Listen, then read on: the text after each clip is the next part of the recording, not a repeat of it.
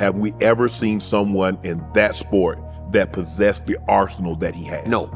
He's by far the most talented person that we've had in mixed martial arts. When he beat me, That was the best you'd ever been. I'd never been better. Let's just say, for the sake of argument, you're 3 years apart, and now y'all move up and y'all fight at heavyweight. Nah, he wasn't beating me at heavyweight. All my life, been grinding all my life. Sacrifice, hustle paid the price. Want a slice, got to roll the dice, that's why. All my life, I've been grinding all my life. Look, all my life, been grinding all my life. Sacrifice, hustle paid the price. Want a slice, got to roll the dice, that's why. All my life, I've been grinding all my life. Hello, welcome to another episode of Club Shay Shay. I am your host, Shannon Sharpe. I'm also the proprietor of Club Shay Shay. Stopping by for conversation and a drink today is one of the most accomplished and decorated fighters in MMA history. He's one of the great mixed martial artists of all times, a warrior in the octagon, a champion in every MMA organization he's competed in, a former UFC light heavyweight champion and heavyweight champion. He's the second fighter in UFC history to hold titles in 2 weight classes simultaneously. He's the first fighter in the UFC to win and defend both the light heavyweight and the heavyweight belts. A UFC Hall of Famer, a 2-time Olympian, 3-time Louisiana state champion, an All-American freestyle wrestler, color commentator, world-class talent, a master on the microphone, a father, a husband, a legend. DC could stand for double champion, but in this case, it stands for Daniel Cormier. My man. Hey, say it again. When you say it all, Yeah. Man, I'm gonna tell you. When you say it all, it's something. Because I grew up in Louisiana. I never could have imagined this life. I swear to God, I never could have imagined. And to hear all that, man, that was a ride. Man, thanks for stopping by Club Shay Shay. Thank you, Shannon. Man, you know when you stop by Club Shay Shay, you know you got to have a taste of the. Yeah, that Shea by the post. Yeah, man. Award-winning. It's good. Award-winning. It's good? It's great. Let me see. You know anything about cognac? No, I don't, but I'm going to try that. Oh, it smells strong, too. See? Push it around. Well, that's pretty good. It don't even really. It ain't got that bite. It ain't got that bite. I was expecting a little bit. So my daddy drank like Southern Comfort and stuff like that. Yeah. Stuff would set your hair on fire. Yeah. No. It's nice and smooth. Yeah, it's easy. See? We got to get you something. We got to get something for your old man. That's actually really good. Yeah. See? Yeah, that's real good. Let me ask you, when you hear what I read off, and you and I were talking before we started this interview, and you was talking about growing up in Louisiana and the expectations of, and now you're in media. Did you expect any of this to happen, this be your life at your age now? No, Shannon, I was a kid that I grew up in Lafayette, right? So it's not the best place. Right. But I followed everybody, so I did everything they did. So whenever I was in high school, my freshman year, I was a kid that failed off the wrestling team. Right. I was a kid that had to go to summer school to get to 10th grade. I did all kinds of bad stuff until I started getting better at wrestling. Right. And then I realized, like, wait, this wrestling can take me somewhere. Right. But even after that, I never thought that I would have jobs doing what I do with the volume, working at ESPN, working at Fox that I used to. Yep. A lot of similarities, right? Yes. But like having those opportunities, I never could have imagined doing that because I didn't go to college for media. None of us did. Right. We went to college to play sports. And normally the best people that are in media didn't go to college for media. Yes. Especially when they do what we do. Now, obviously, you know, the play-by-play and things of that, you know, obviously. But to sit and talk about a sport, it really helps if you played that sport and you can speak through personal experience. Absolutely. And that's what people want to hear. The people actually want to hear when you are talking as the guy that played the tight end, the guy that's in the Pro Football Hall of Fame. When you're talking about football. Yes. Because they know, well, he's been in the trenches. Yes. And that's what I do when it comes to fighting. I can explain something in real fine detail. Yes. Because there's no position I haven't experienced, the good and the bad, in my career. I'm going to take it from this approach. You got a late start to MMA. Yep. And getting a late start, that didn't deter you because now I'm looking at you, what you were able to accomplish later in your career. Yeah. How is that possible, DC? So I walked into that gym at 30 and a half. Right. I turned 31 in March. I only fought for 10 years. And at 41, I should have been done. Right. But the money had got too good. That's what the money get good at the end. Yeah. The money get good at the end whenever you aren't supposed to be doing it anymore. But I kept fighting. But I walked into that gym, but because of my background in wrestling, it gave me like a massive head start. So I went out to San Jose. I went to multiple gyms recruiting. They were trying to get me to train.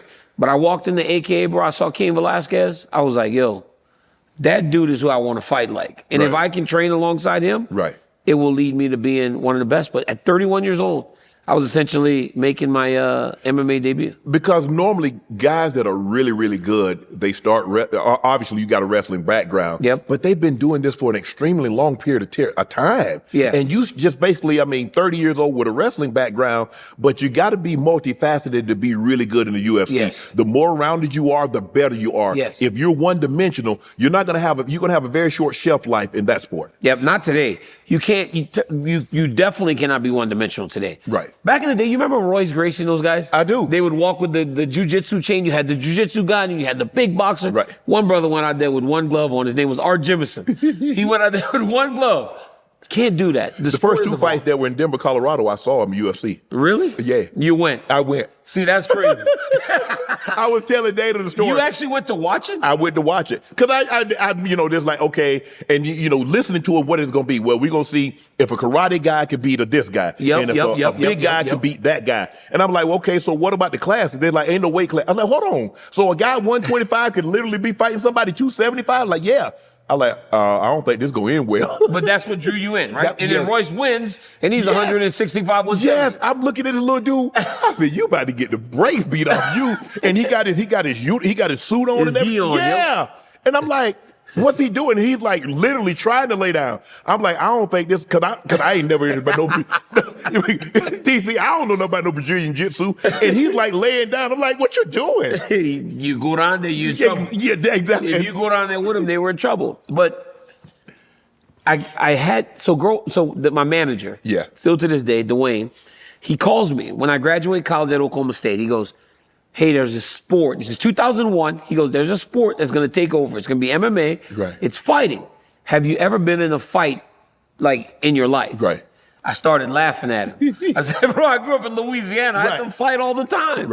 And I think that even though Shannon, like I'm pretty sure you grew up down in the South too, and you had to fight at times. Even though we aren't doing it correctly, somebody's trying to punch you. You're trying to punch someone. So then when somebody taught me to punch, like, okay, this is how it's done the right way. So it allowed for me to adjust to it much faster, and I wasn't scared. Like, that's the biggest thing with wrestlers especially. Being scared to get hit. You cannot be scared. How is it that we're starting to see more athletes, DC, dominate in their 40s? You saw a guy like yourself. You see a LeBron James. You saw a Tom Brady. You see guys that are playing at extreme. Because normally guys, they're gone.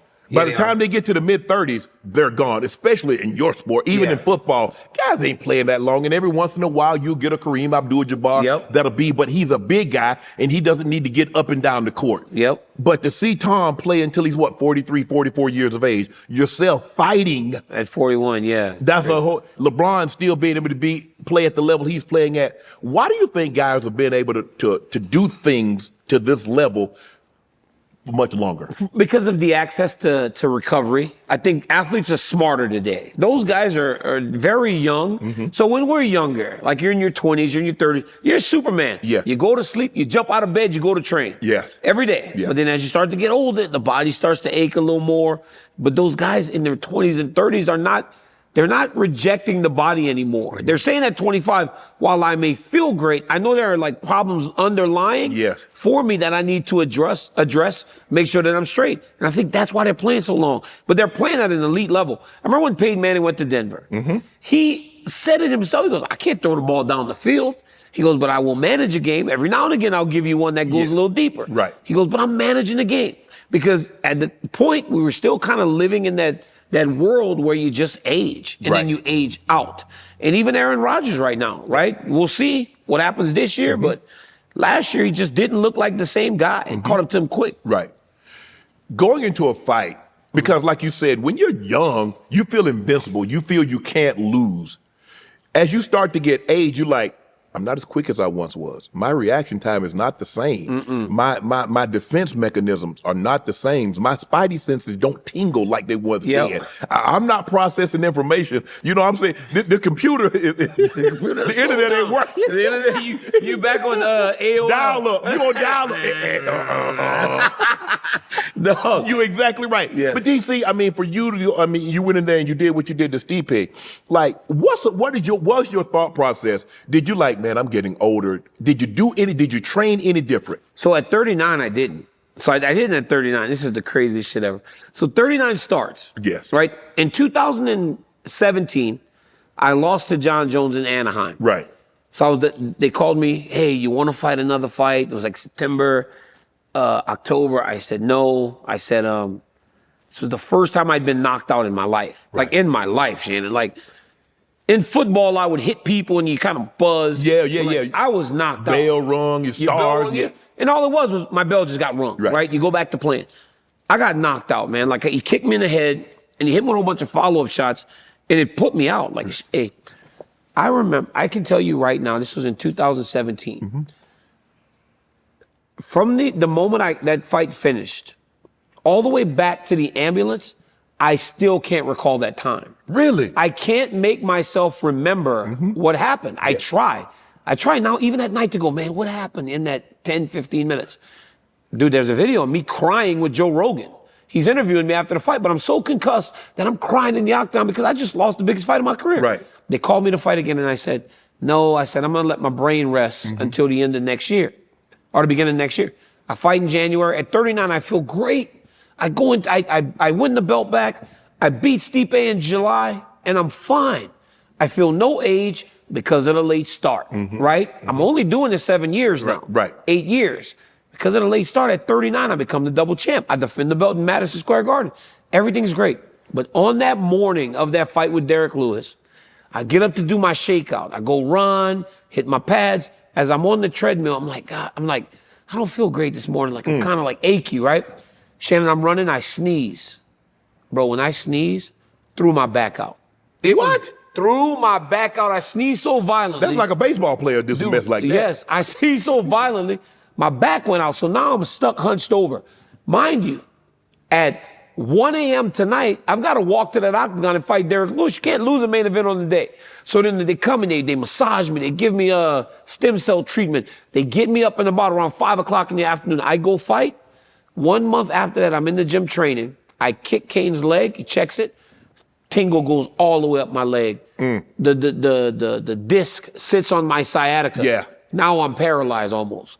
And from that moment on, I just was not the same guy. It took one incident, a sneeze, essentially ended my career because I never want to fight again. Right. Stipe beat me the next time, then he beat me the following time. It's like, it was that one thing. So I think these guys, while they're playing longer, have an ability to go longer, but it'll be one thing. LeBron, if LeBron gets hurt, it's not going to be like when he got hurt in his 20s. He's really going to struggle. That's the thing. To bounce back. Because when you're younger, the ability to bounce back. I mean, an injury that would keep you down a day, all of a sudden it's 2-3 days. Or maybe it's a week. And an injury that would keep you down a week when you're younger, it's keeping you down 2 weeks or maybe even a month. The body just doesn't recover. With the football, like how old were you when you retired? I was going to turn 36 in 2 months. So you were still relatively young. Yeah.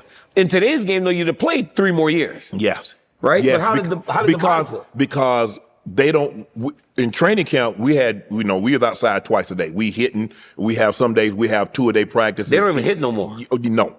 No. They don't hit no more. We hit. They were for real hit. Yeah. And we hit for real in college and we hit for real in high school. So, but I think it got our body used to taking that. We didn't have these little ticky-tack injuries that these guys get now.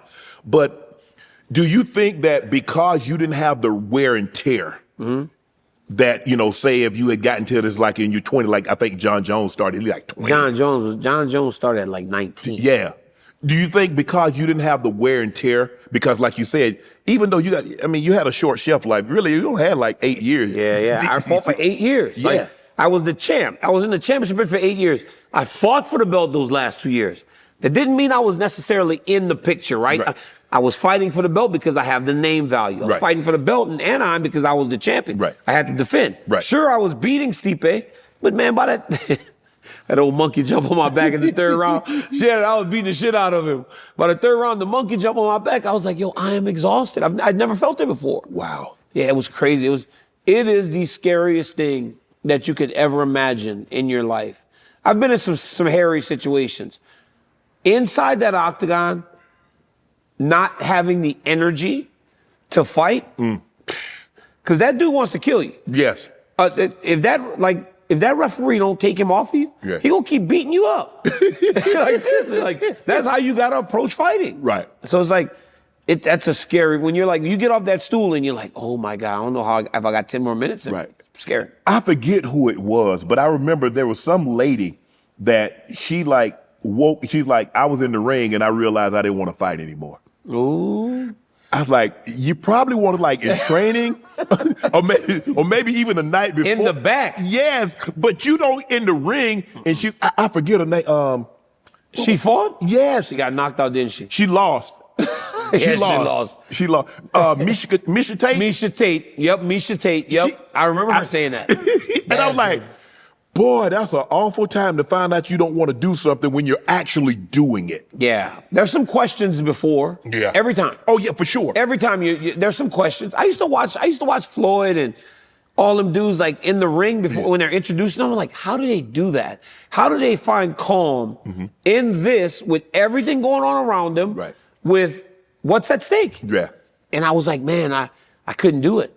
But then I would walk to that octagon. It's the most, right? And that's what people don't understand. When you hit that tunnel for a Super Bowl or you hit that tunnel for a big game, your whole body's on fire. Oh, yeah. You got goosebumps. You got goosebumps everywhere. What's going through your mind? Shannon, I'm in the back every time. And I would go in, same routine, I'm from Louisiana, superstitious. I go in the back and I go to sleep. People would look at me like, how can you sleep? Knowing that in 3 hours, you're gonna go fight for a world championship. Right. But I knew that my preparation, I left no stone unturned. I'd done everything. So the result was done. Right. Either I was gonna win or I was gonna lose because it wasn't gonna be something that you did in that I did wrong. Yeah. And in that 3 hours, right. How do you settle yourself? I said, because I'm ready. But I would be in the back, I'd get up, I'd do my warm-up. Then they would tell me, all right, DC, you walk in a minute. And you start hearing music and all right, DC, we're walking in 5, 4, 3, 2, 1. And it's just nerves. I'm like, how many times should I have gone left? I went to college, Shannon. How did I end up here fighting? Man, I hit that curtain. Thousands of people, 18,000. The UFC does an amazing job of walking you through the crowd. And the energy is just electric. And they're reaching for you. And they want a piece of you. Right. And I couldn't even handle it. I would run to the octagon because it's just too much. I'm already jazzed. I can't take in any more energy before I step in there. Do you see them? Because a lot of times, like you get into a zone, DC, and you know, like you said, like you don't even see the people. It's like a calm. Like I'm in a game, and it's like a calm. I don't even hear the crowd. Yeah. It's like everything is just like hush, and all of a sudden you catch a pass, you catch a touchdown, and it's you hear it all. Yes. It's great. But I can't see him because I'm focused, purposely tunneling on the octagon and have the ability to go second. So the guy that I'm fighting is already in there. Right. Right. So I'm not standing there waiting. So I'm going second. When I hit that step, those steps, I'd walk up and I tap the octagon. That was some football shit we used to do. Always play like a champ today, right? Like I would always tap the octagon. I go in there. Bro, there's Bruce. Bruce is dressed to the dime. Yeah. There's some commissioners making sure we don't fight before. And then when they do the last instructions and you turn around, there's a pin that they drop to lock the cage. It makes that sound right there that he just dropped. Right. I could hear it. 20,000 in the arena. And you could still hear that pin. I could hear that pin. And then I would say to myself, I swear to God, I would be like, somebody got to die in this. It ain't gonna be me. Swear to God, every time. I'll be like, somebody gonna die in here. Like, I'm about to make you go unlock that gate. Yes. My goal is to make you unlock that gate. You're gonna either jump over to run away from me, or they're gonna pull me off of you by the time this is done. Right. And that was always my approach because you had to look at it like life and death. Wow. You just had to. I had so many things. I wouldn't eat. I would abstain from sex. I wanted to be as primal as I could be going into the octagon. When you cut, okay, you're the light heavy, that weight is 205. So now, so where are you coming down from? You coming from 230, you coming from 235, you coming from 250? Where you coming from, D? Shannon. My nutritionist was at my house for a fight I was supposed to have in January, but I got hurt the day before Thanksgiving. He had a turkey in a brine. It was in a big old pail. Yeah. It was white though, Shannon. He was gonna make us Thanksgiving dinner, but it was not gonna be seasoned. I got hurt right before Thanksgiving. Man, we took that turkey, rinsed all that shit off, made it ourselves and seasoned it. The next day I weighed 257 pounds. What? I weighed 257, bro. And you got to be 205 in January? January 19th, I weighed in at 204.7. I was 257. What the hell? I was huge, man. I was big. But like, I wasn't tall. But yeah, I know. That's a lot of weight in a small area, DC. But when I would walk into the octagon, you could see where the power was in my ass and my legs. Yes. It was like that. You're really explosive. Exactly. And it was all in this, right? While I was the shorter guy, short arms. Yeah. I had my torso's not tall. Right. But like it's in my legs. And that's why the explosiveness was always so on display. Yeah, it was good. But it was the best. It's like dude, when you're on that sideline and the national anthem's playing, that feeling, that's what we're feeling, bro. It's the best. That's why so many fighters end up on drugs and messed up. Because you can't replace that. You can't replicate that. No, you can't. And that's why athletes struggle once they leave their said sport. It's because you're never going to be able to replicate 20,000, 80,000, however many thousand. You're never going to be able to replicate the locker room. You're never going to be able to replicate the bus rides, the plane rides, just the camaraderie. Now, I don't know. But that's what you miss the most. That's what you literally miss the practices and afterwards just sitting there talking. Yeah, I didn't miss the games. I mean, the money was nice, but you just missed the camaraderie, the laughing and joking, you in the line stretching and doing all those things. Yep. You mentioned Anaheim. Yep. You fought Jon Jones. I think you were 35 and he was 27. Yep. If you guys were comparable ages, is that fight different? I think there are a lot of reasons why he beat me. Have you met Jon Jones? I haven't. Jon Jones is probably 6'5", 6'4", 6'5".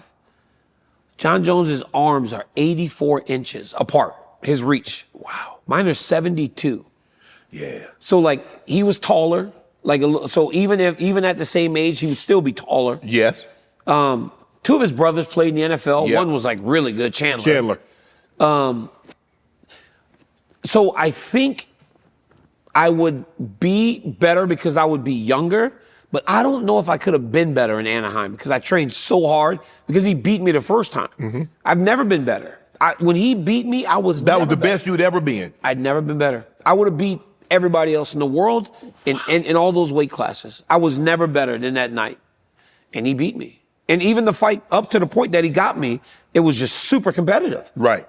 Joe Rogan said something to the effect of, you can clearly see you're watching the two best lightweights we've ever seen in an octagon. Right. Because we were both so locked in. So I don't know that the age made as much of a difference because I just think that he has a lot of built-in advantages with his height and his reach, and he's got great timing and he's tough, dude. Right. He's very tough, Shannon. Like, I would club him upside the head and he would just keep fighting.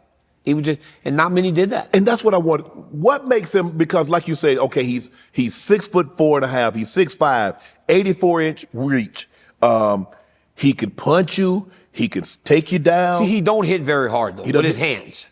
He does not punch hard. Really? No, he does not punch hard.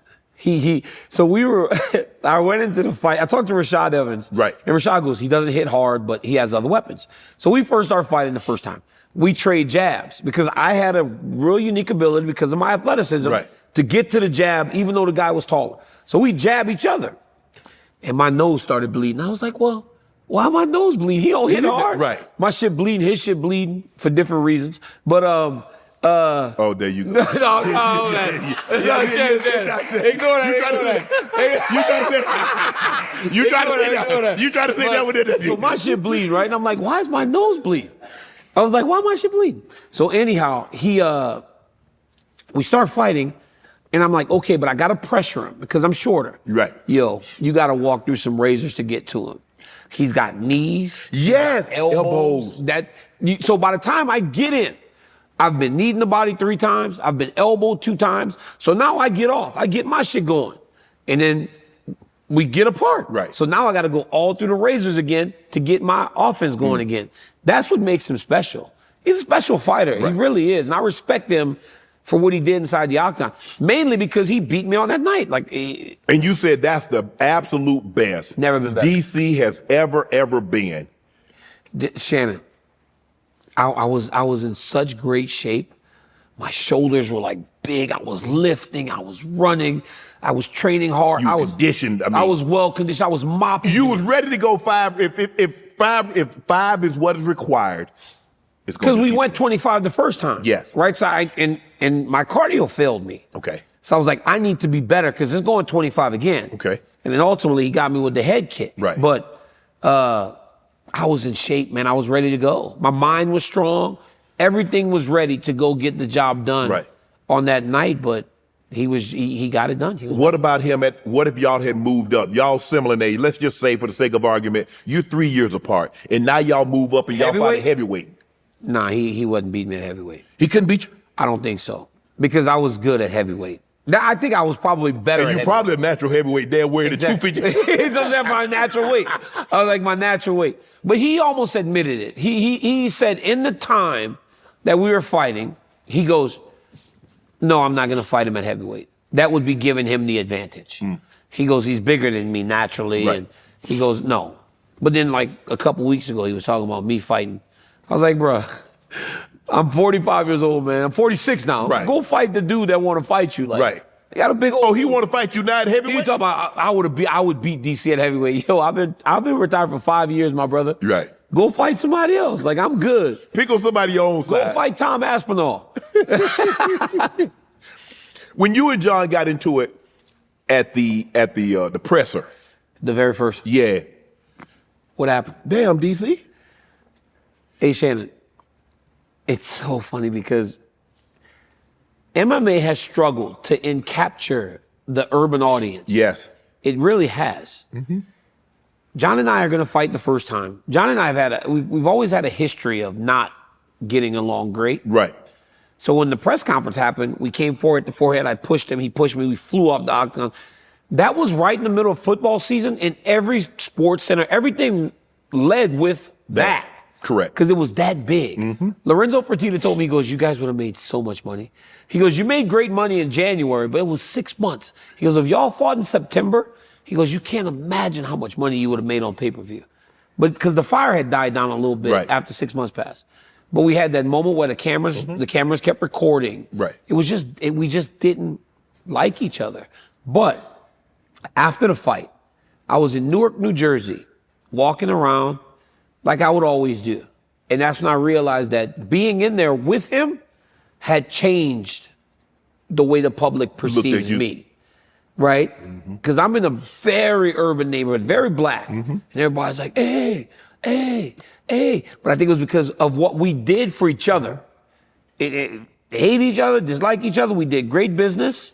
And we did elevate each other to the point that when I fought Stipe, I was able to elevate him. Right. Because of the name recognition I got from fighting Jon.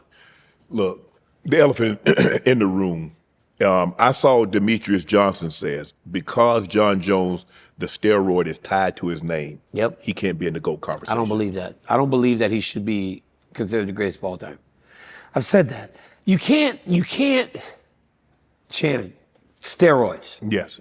In fighting is much different than anything else in the world. They make you stronger. They make you faster. They give you endurance, recovery ability when you train. That's mainly what steroids do. Yeah, people it allows you to go to there and go hard tomorrow, and go hard the day after, and go hard the day after, and go hard the day after. That's when you grow. That's when you become better. Because it gets to a point where you're like, damn, I can't give you everything today. Yes. But you can go back to back to back. And that was me at 36, right? Even though I was the best I could ever be,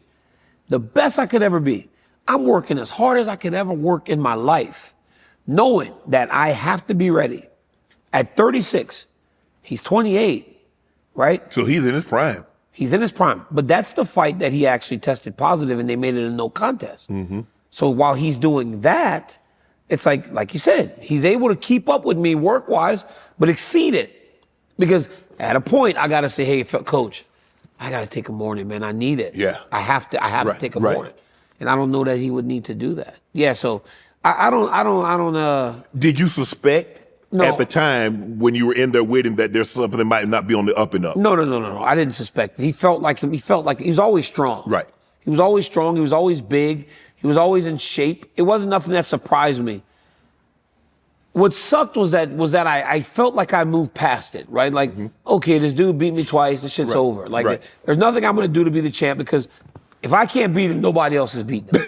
That's the truth, right? I was like, yo, if I ain't beating him, the rest of these dudes ain't beating him because I know how much. Right. Because when I fight the other ones, I destroy them. Right. Right? Because they don't have the toolbox he got now. Exactly. And plus, he's 6'5", 6'4" and a half. He's long limbs, and he has it all. I mean, you can elbow, you can knee. If you write a checklist of what you want in a fighter at 205 to heavyweight, Jon Jones. They're talking about the White House. They're talking about a White House fight card. Hey man, we got to have some Americans win. Yes. I don't like Jon Jones. There's no secret. The whole world knows it. Right. I say, man, y'all better put Jon Jones on there. Because right now we ain't got one American in the top 10 pound for pound. I say, if y'all want an American dude to go get a victory, put Jon Jones in there. Because he gonna win. That's what he does. Yes. But at the end of the day, I still don't believe, and I agree with DJ, it's like, you just can't have that tied to your name, especially in fighting. Right. And people call you the greatest of all time. He's the greatest talent the sport has ever seen. That's what I was about to ask you. Have we ever seen someone in that sport that possessed the arsenal that he has? No, he's by far the most talented person that we've had in mixed martial arts. In terms of his length, his skills, his mind, he's the most talented guy we've ever had. We've had great fighters. Demetrius Johnson was amazing. Khabib is amazing. But Khabib did it through grit, determination, and hard work. Khabib wasn't going to run a basketball and shoot it. Jon Jones, they got a video of Jon Jones trying to dunk a basketball. You should see that. That's bad. But obviously he's an athlete. Look at his family. Yes. Right? Yeah, so you got two brothers playing in the NFL. Yeah. He's the best athlete we've ever had. In terms of the best fighter of all time, I would never give that because of that. Now, he's not the only guy I fought on steroids. I think that before they started doing all that testing, all those guys were doing steroids. Really? I really do. Many of them had popped for steroids before, and I fought them. And they had figured out a way how to cycle on and off without getting tested. Cycle on and off, or they just weren't testing. Right. I never took a drug test until I got into the UFC. I just went and fought. So I don't know what those guys were doing. There was a guy, they said that this guy got tested positive for something. They said USADA, who was the testing commission at the time, bro, they got a bit like, I know when they're coming. Right. They would come at 6 a.m. in the morning, and I got tested 65 times from USADA, from wrestling to then. But look at me, I'm not on steroids. Yeah. But you're hitting the numbers. I said that publicly one time way back in the day. The next time they came to my house at 4 o'clock in the afternoon. So they were watching. But because they had gotten like repetitive, they heard fighters doing it. One guy popped for something, Shannon. They got him at 10 p.m. They said if they would have let him go to bed and wake up the next morning, they could have tested him, it'd have been gone. 12 hours for that to get out of his system. It's crazy the level of stuff they have out there. Well, it's just like anything. I mean, they're going to come up with something that's in and out. They got these peptides now. This is good. See? And you didn't think it was going to be. You thought you was going to have all that bite to it. I don't drink. No, it don't have really any bite. drink. It don't have any bite. But the viral video of you finding out that he tests positive and you were just so brokenhearted. Heartbroken. It's like losing your first girlfriend. I had a girlfriend growing up, and me and her, we went crazy, right? You have sex for the first time. It is all you want to do. Right. I'm checking myself out of school, man, to go meet this girl. Right. She's checking herself out of school. She's up in the middle of the night on the phone because her mom doesn't let her use the phone. Our parents took us together. They found out what we were doing. Right. They sat us in the front yard and told us we could not see each other anymore. That made y'all That's what it felt like. Let me tell you something. I'm on the city bus getting over that. I'm telling you, I was in my 35 cents, man. Right. I'm going to her house. Soon as the mama go to work. And you said It was like that. I will sign a waiver. I want to fight him. Heartbroken because I know how hard I had worked. Again, it was just like Anaheim. I worked so hard to prepare myself. Right. When you're fighting, that's your business partner. Imagine you're playing the Kansas City Chiefs, and on Sunday they just don't show up. Think about it. We don't practice all week. They just don't show up. Right. But your game check is tied to them showing up. Yes. Now you're like, hey man, you hurting my business. I know what the first check looked like when we fought. Right. I want that second check. And then hopefully we go a third time. You know what I'm saying? It's like, that was the hurt of it. And then it was UFC 200. Man, we were on Good Morning America together. It was big. And I was like, man, I was heartbroken because it's not just me. It was my entire team that worked so hard to make sure I was prepared to fight that night. So yeah, I said, I'll sign whatever I need to. But Dana was like, come on. Dana was like, you can't do that. You could tell he didn't want to tell me that. You could tell he was like, can I talk to you? I was like, what do you need? I was staying at the MGM Signature because I always stayed like at that small little one on the side. Right. He goes, can you come over to the arena right now? And I was like, why? I was like, it's 2 PM. He goes, I have to talk to you about something really important. So I walk over with my team and he's in the back in that hallway and he tells me. And he goes, we have to talk to the media. I was like, damn, everything's in place and I didn't know. I was still just going about my day like I was going to go cut weight to make for the fight. And he was like, you have to address the media. It's horrible. I was up there crying and shit. Yeah, I know. People like, man, DC, what you crying for? DC crying every time. All DC do is cry. They got me crying multiple times. Did you drive home? From Or did you fly after you found out that the fight? No, I fought. Remember, I fought Anderson Silva 2 days later. Oh, they got Anderson to fight. Yeah, which was good.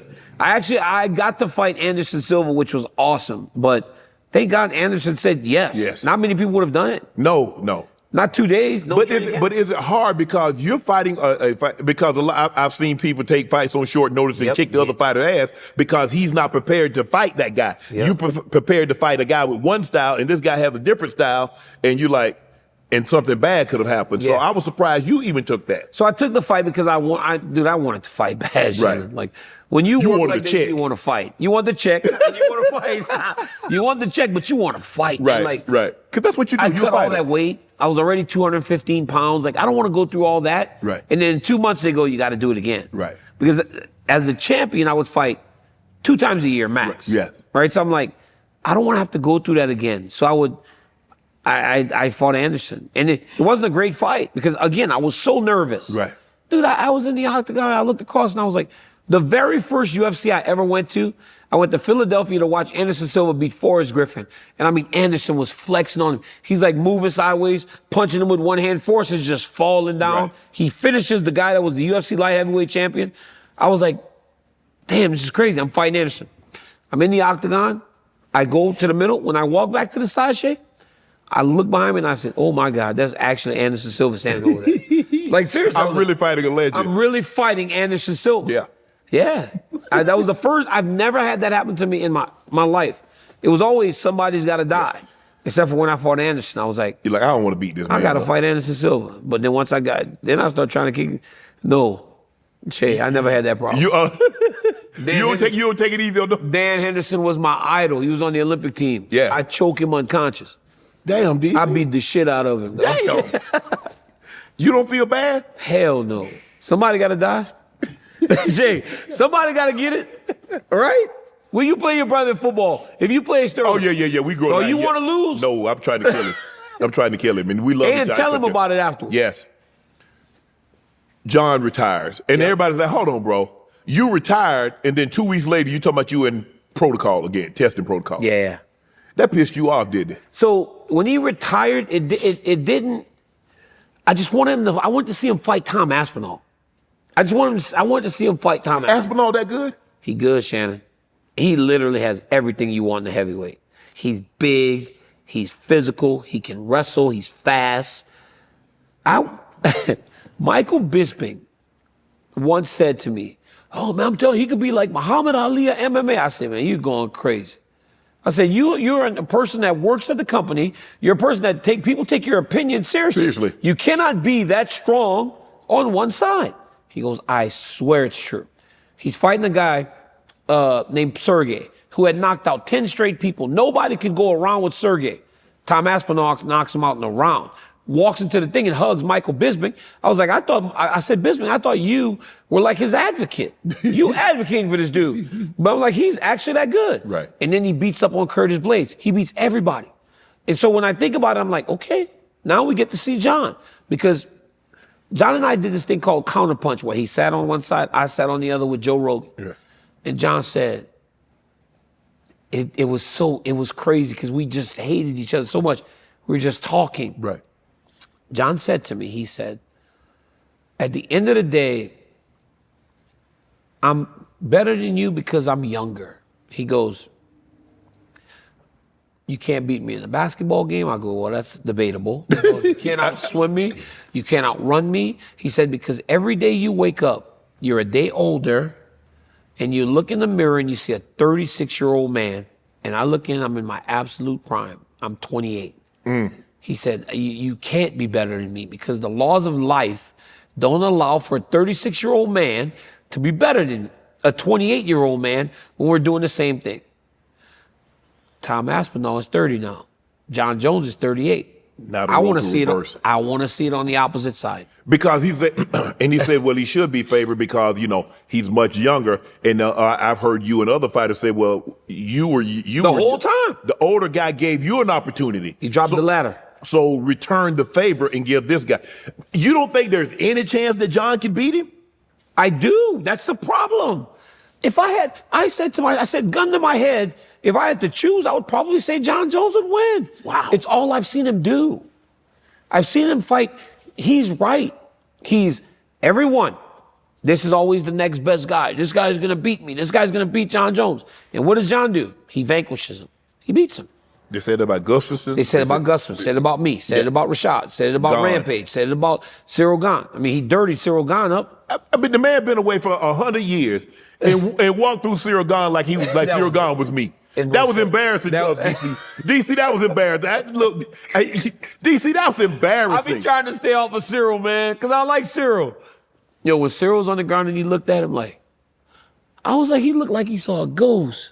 He was so in awe of Jon that he couldn't even compete with him.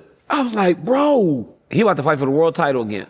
Imagine if Cyril Gane win and Jon go, okay, I'm back. Yeah. Boy, that would piss somebody off. That would piss people off. Because if Cyril beats Tom, Cyril is that good. He is. He's that good. He could beat Tom Aspinall. No, but Dana ain't gonna let that happen. What if Jon's like, yo, all right. You know, Dana won't let that happen. Dana will not let Jon come back and fight Cyril Gane for the heavyweight title. He's like, no, you got to fight. That would be the ultimate move of all time. I would laugh at that shit. I would be happy. Like, Jon, dude, you're cold for that one. Yeah. Okay, you say you can't put Jon as your GOAT. Give me your Mount Rushmore fighters. Demetrius Johnson. Okay. George St. Pierre. Okay. Khabib. Mm-hmm. Khabib was undefeated. Nobody beat him. Fourth, God, that's where it gets tough. Because you feel like you want to put, when we talk about just accomplishments, no one's more accomplished than Amanda Nunes. Right. Can I really put her on the Mount Rushmore of fighting? But George, Demetrius, Khabib, God, there's some good guys. Chuck Liddell was good, man. Chuck Liddell's kind of responsible for us being here. Randy Couture won 2 titles in his bracket. Mm-hmm. I think that 4th place would belong to one of those guys. Wow. I think somebody like that, because I would never put myself up there. Right.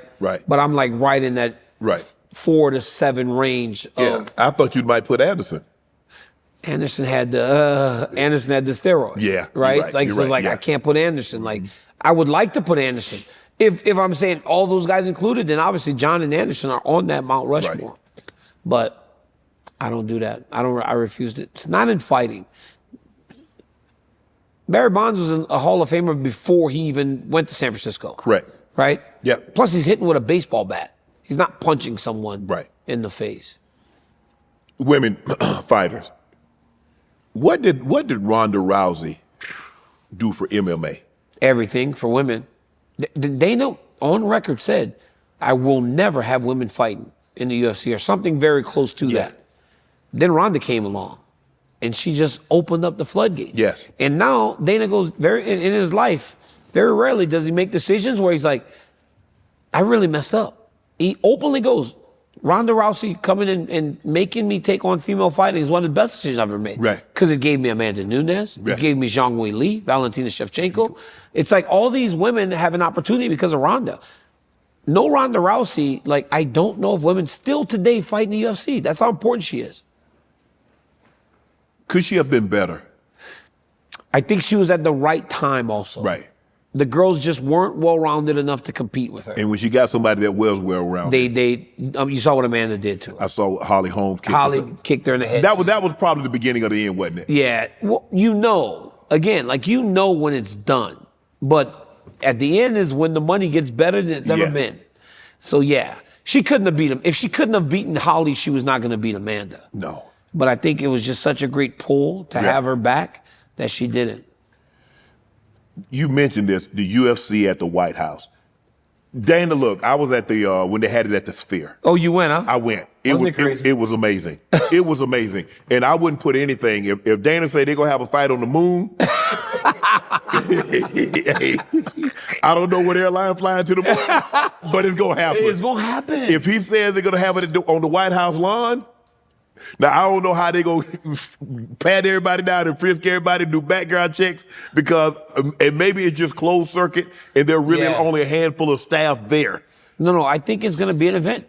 They said they want 20,000 in there. At the White House? At the White House. Oh, geez. They got an Easter egg hunt at the White House where they put 28,000 on the Easter egg. But them kids. Shannon, I swear to God. I was not believing it until I saw that they have that Easter egg hunt there. Yes. I was like, wow, well, then it's possible. Because right now, when Trump goes to a fight, we get background checks. Yes. The night before they go to the arena, they're sweeping. They sweep it the morning of the fight. They sweep it before he shows up. I don't know. But I told Dana this recently. We were in New Orleans, and I said, you're going to the White House for real. He goes, I said, because you said we're a year away. Yeah. He was talking about something on an interview, and he goes, we still got a year. The world's going to change in MMA by that point. I said, you're speaking in definites. I go, this is happening. Yeah, we're gonna go watch a fight at the White House. That's crazy.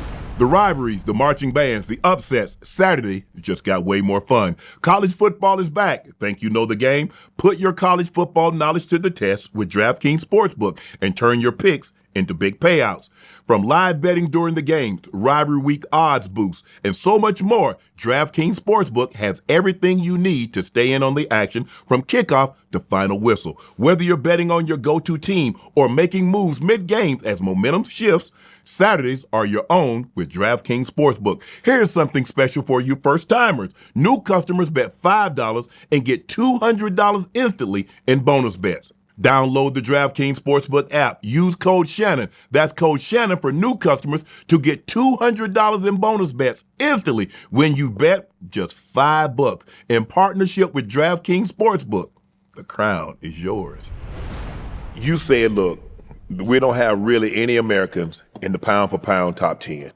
And we just can't have, foreigners coming in and winning all the fights at the White House. No, we got. So you got to put Jon Jones on there. Put Jon there.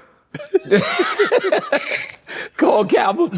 I'm calling him Captain America. But somebody got to win. But Dana wants for sure things. Knows that guys are going to be. He can count on. I think he's going to fight at the White House. He has to. He has to fight at the White House. Aspinall? I don't know why he won't fight this dude. I said this the other day. If I was still fighting, I'd have fought Tom Aspinall already. I just would have did it. Like, the bigger the challenge, the better. It's like, go prove yourself. But I don't know why he'll do it. But he might have to fight Tom Aspinall. Like you said, Dana's gonna make him fight Tom. How much money would they need for DC to come out of retirement to fight at the White House? Yeah. I'm not fighting. They got $20 million for you. I'm still not doing it, Shannon. Shit, I can't train. I go, dude, I'm doing CrossFit. I was just today practicing how I'm gonna do sumo deadlifts. I'm doing sumo deadlifts. I'm just getting excited to go do my sumo deadlifts. Jay, I can't fight because I can't. I was sparring the other day. I started a team of guys that I'm training, helping their careers. I was sparring. One of them punched me in my rib with a straight right hand. Boom, right here. Dude, it was the most painful shot I taken. My rib come out, right? My rib come out. I'm in pain, Shannon. I can't get off my couch. I'm just like, oh. Every time I get off my couch, I'm rolling to my knees to then push up because I can't squeeze my core. Right. Every time I squeeze my core, it hurts. Man, I go take a nap. I'm just sleeping, I guess, and because I'm sleeping rolling. I sleep, I roll over the top of it, pop it back in place. But I'm like, I couldn't do this every day like I used to. I always had separated ribs or black eyes, and I just couldn't do that anymore. This life is too comfortable, what I do now. Right. You make good living. You don't need to go punch, kick. I don't want to fight no more, man. Plus, come on, go put some pads on. Go tackle somebody. No. You know what I'm saying? You want to ask me? Two artificial heels, bone on bone, I'm good. The pain is too great. I think that's what people take for granted. Like how great the pain is that we endure to do what we did. Right. It sucks. I mean, before I got my hips replaced, DC, I just thought the pain that I was in was normal because I had dealt with it for so long. Yeah. And you like, okay, this is my new normal. And then the doctor says, no, you don't have to live like that. How much better does it feel? 1,000. Really? I mean, there was no position that I could get in that was comfortable. If I laid down, it hurt. If I stood, if it hurt. It walked, it hurt. Sitting hurt. Standing too long, it hurt. There was no position in which my body didn't hurt, my hips didn't hurt. That's bad. I don't have that. Thank God I don't have that. Yeah. Because that shit seems so big. It is. What about Conor McGregor at the White House? Okay, shit. Man, it's over, bro. It's over for him? It's over, dog. Man, this dude, Conor McGregor, he is tripping. Conor McGregor's tripping. He made too much money, huh? He made way too much. He went from plumbing to making, he sold that liquor for what, 500 million? Yeah. It's too much. Right. He got 100 million for fighting Floyd. Got 100 million for fighting Floyd. Then he was doing pay-per-views like nothing. Yeah. And him and Khabib did 2.5 million pay-per-views. These dudes, he made too much money. Conor says he wants to fight all the time. And everybody they jump to it. But it's like, he wants to stay relevant. Right. He wants to stay in the news. He wants the notoriety of being Conor McGregor without having to be Conor McGregor. Right. And that kind of sucks because when he was the man, I bet you tapped in. Oh, I yeah, bet you tapped into the UFC more than ever. Because he could sell a fight. He could sell a fight. He could sell it. But him and Khabib was the best. Did you think he was just one-dimensional and that's why? No, he was good. He was very good. But when they got him on the ground, DC, he couldn't get up. But they couldn't get him on the ground. Yeah, they did. Khabib got him on the ground. That Khabib was a different person, though. Like, him and Khabib really didn't like each other. Oh. That's sometimes you're like, oh, we just selling the fight, but it seemed that it was a little more to it. Like Khabib sincerely and genuinely did not like Conor. He won't say his name still today. He still does not say his name. Because of what he said about his religion and about his dad. He still won't say his name. Last week he did an interview in New York. He says, this guy, he'll never say his name. He hates him. Dude, they're in the octagon and Conor goes, he whispers after the third round, after Khabib's, it's just business. Khabib goes, no, it ain't. No, it ain't. You don't mess with them dudes, man. Them Russian dudes different. And then when he had him, the ref had to do a little bit extra. DC, you saw that, DC. He wasn't gonna let him go. He was gonna put him to sleep, Shannon. He was holding him and he said, I kicked your ass. I kicked your ass. And he kind of was like, then he jumped over the fence. Yes. And tried to beat his team. I was like, whoa. But dude, he had him. He was not going to let him go because he felt his family got so disrespected by this dude that he wanted to end him.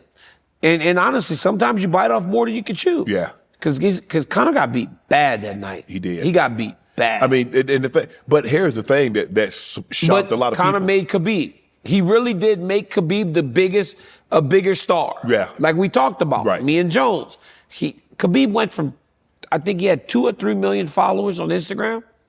The next morning, 10 million. Wow. After that fight and all that happened. 10 million. Crazy. 7 million a night? That's a big jump. You think Khabib would come out of retirement? Khabib told me, we did a thing a while back where Khabib said they offered him $40 million to fight. He said no. He ain't coming back. If they offered him 40 million and he hasn't come back yet, he ain't coming back. No. Nah, he in Dagestan. Well, I bet in Dagestan you can make $1 million and be good for the rest of your life. Yeah. Right? In that place. Well, if they offered Khabib $40 million, what did they offer Jon Jones to fight Aspinall? I think they offered, John said he wanted 30. And I think they got the money. They got 30 for him, and he said no. They got 30 for him, and he said, hey, let me tell you something. I just told you, I'm barbecue meat. 30?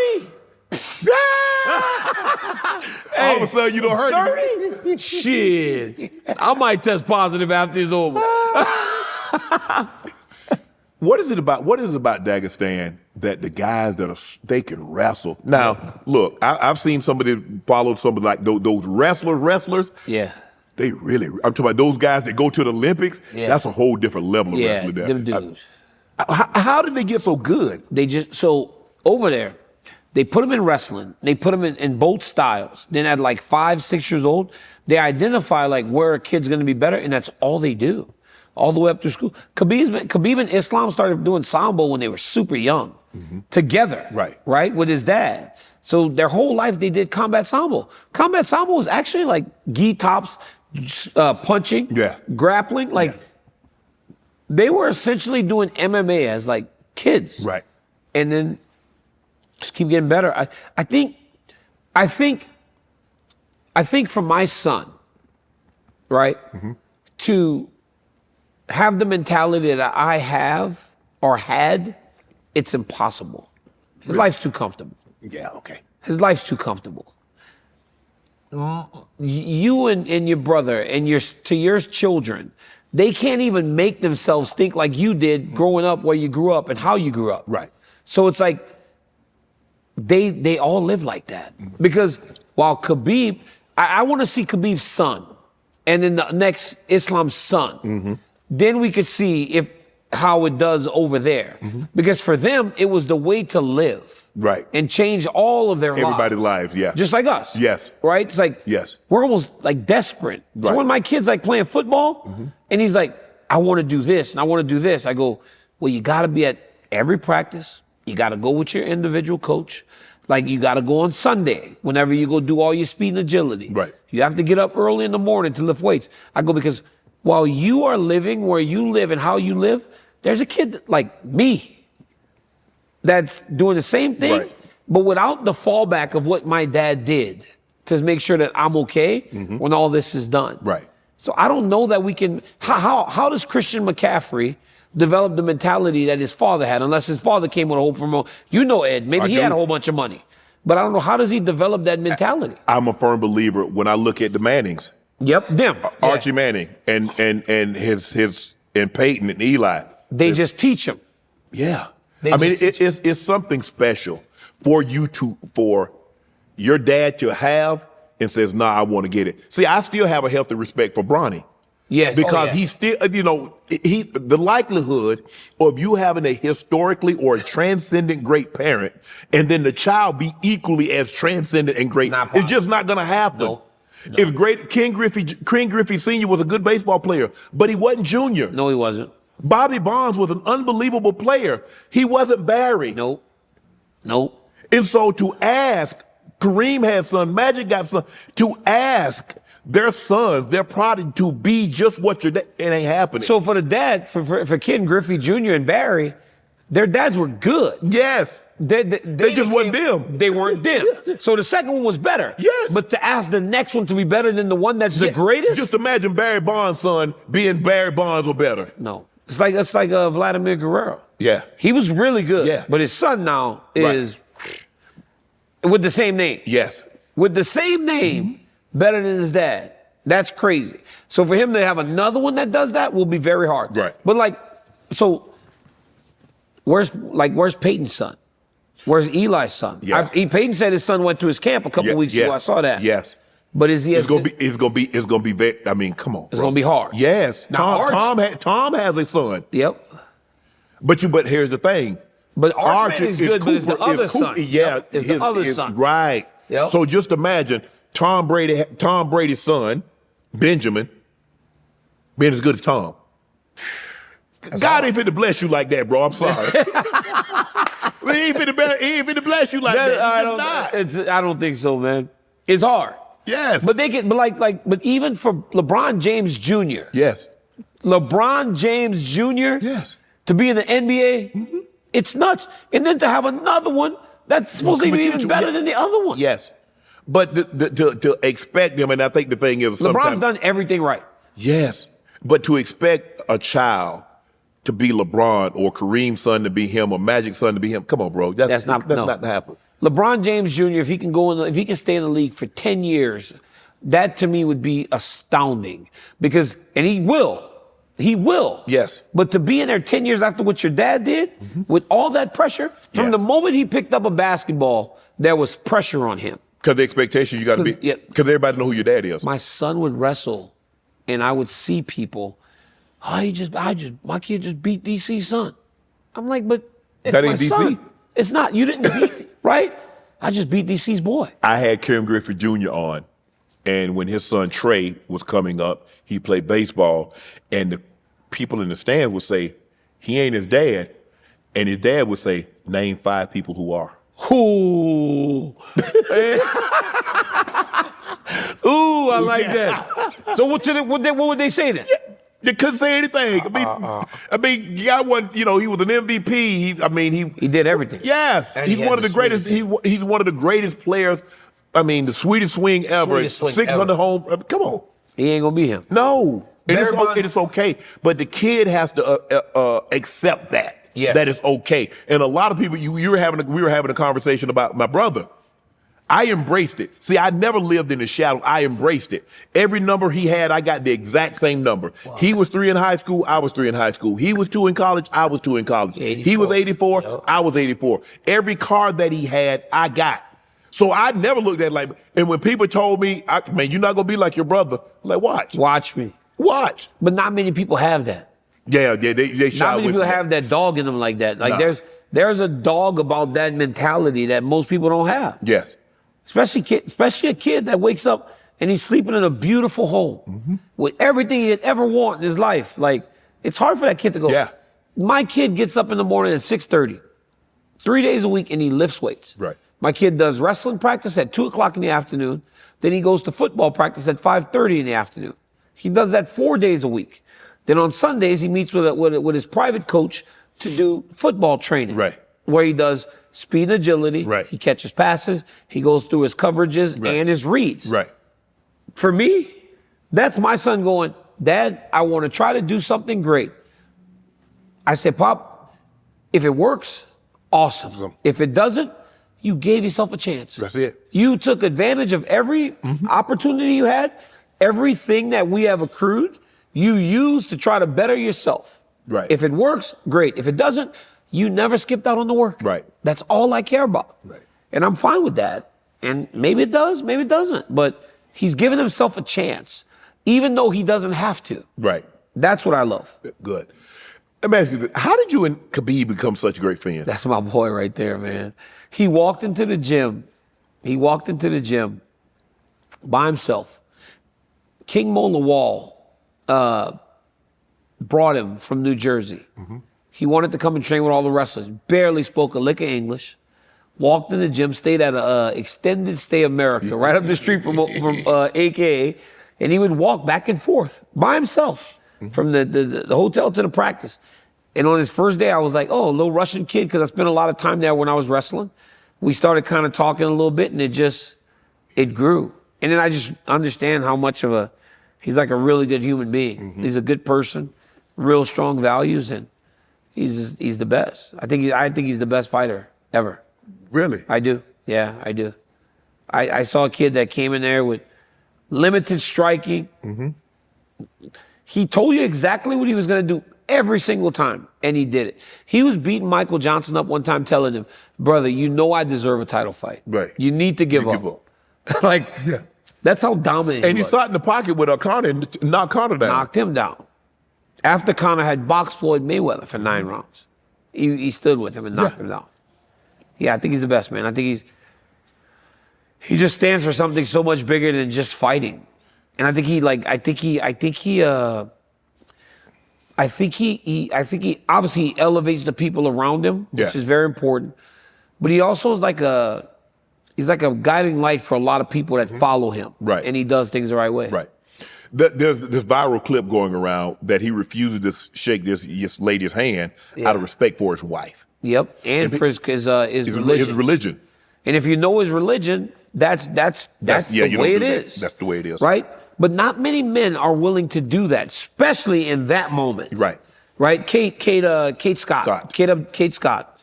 She's a great analyst. Yes. But I think the reason it got so odd was because that kid reacted the way that he did. Mm-hmm. There was a YouTube kid that was up there with him. Mm-hmm. And he kind of was like, oh my God, like speed. I show speed. Yeah. And the way he acted was like, because he shook everyone's hand. But then he just politely said, and then I'm pretty sure he explained it to her afterwards. Yes. And then, but again, it's live TV, right? Things happen. But that's respect to his wife. And then I was honestly respect to Kate. It's actually a respectful gesture to the person you're refusing to shake hands, because he as a married man should not shake the hand of another woman. Wow.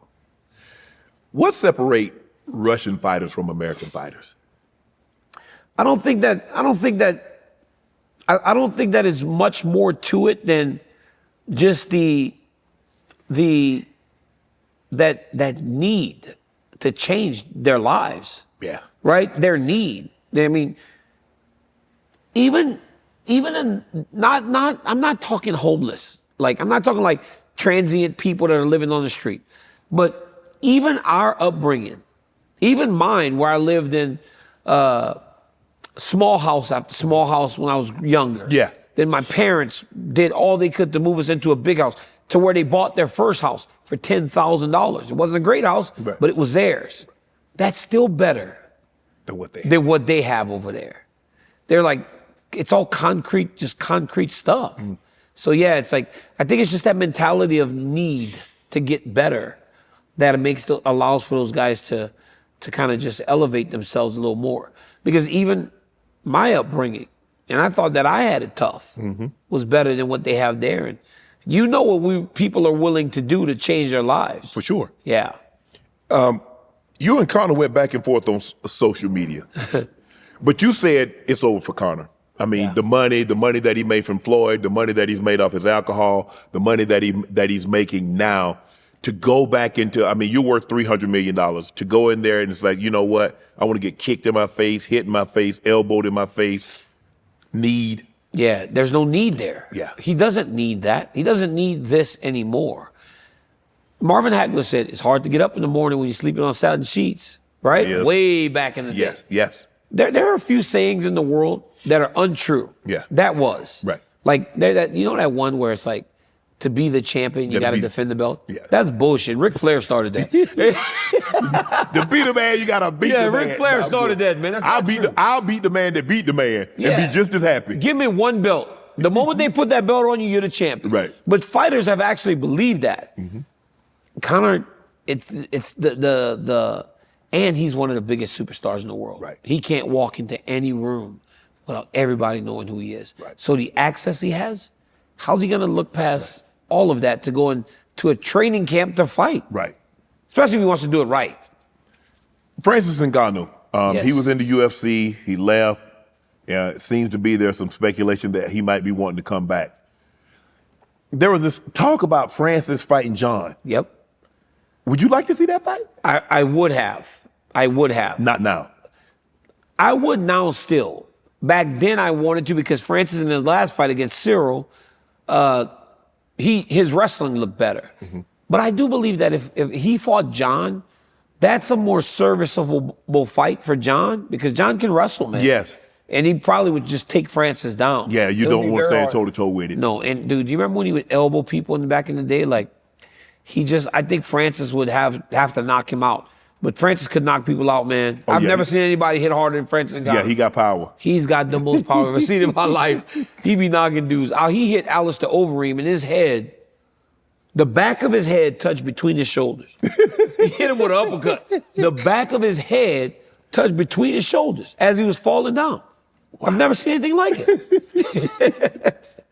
But Francis boxed because, okay, he Tyson Fury, and it gave him some confidence, and then he ended up fighting Anthony Joshua. He got knocked out, but he made some money. I mean, he's the only one that's actually done that, and it worked out because he was the heavyweight champ. Right.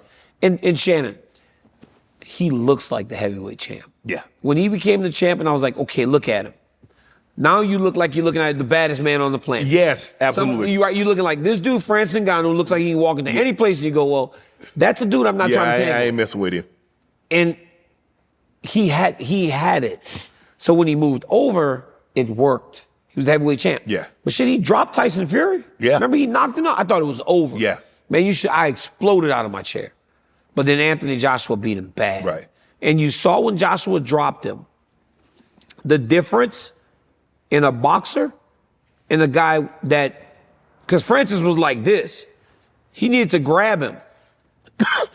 Then he got flatlined. And the thing is that boxers understand how to feint. Yep. And when he gave him that feint, Francis went, boom. I was like, oh my God. Yeah.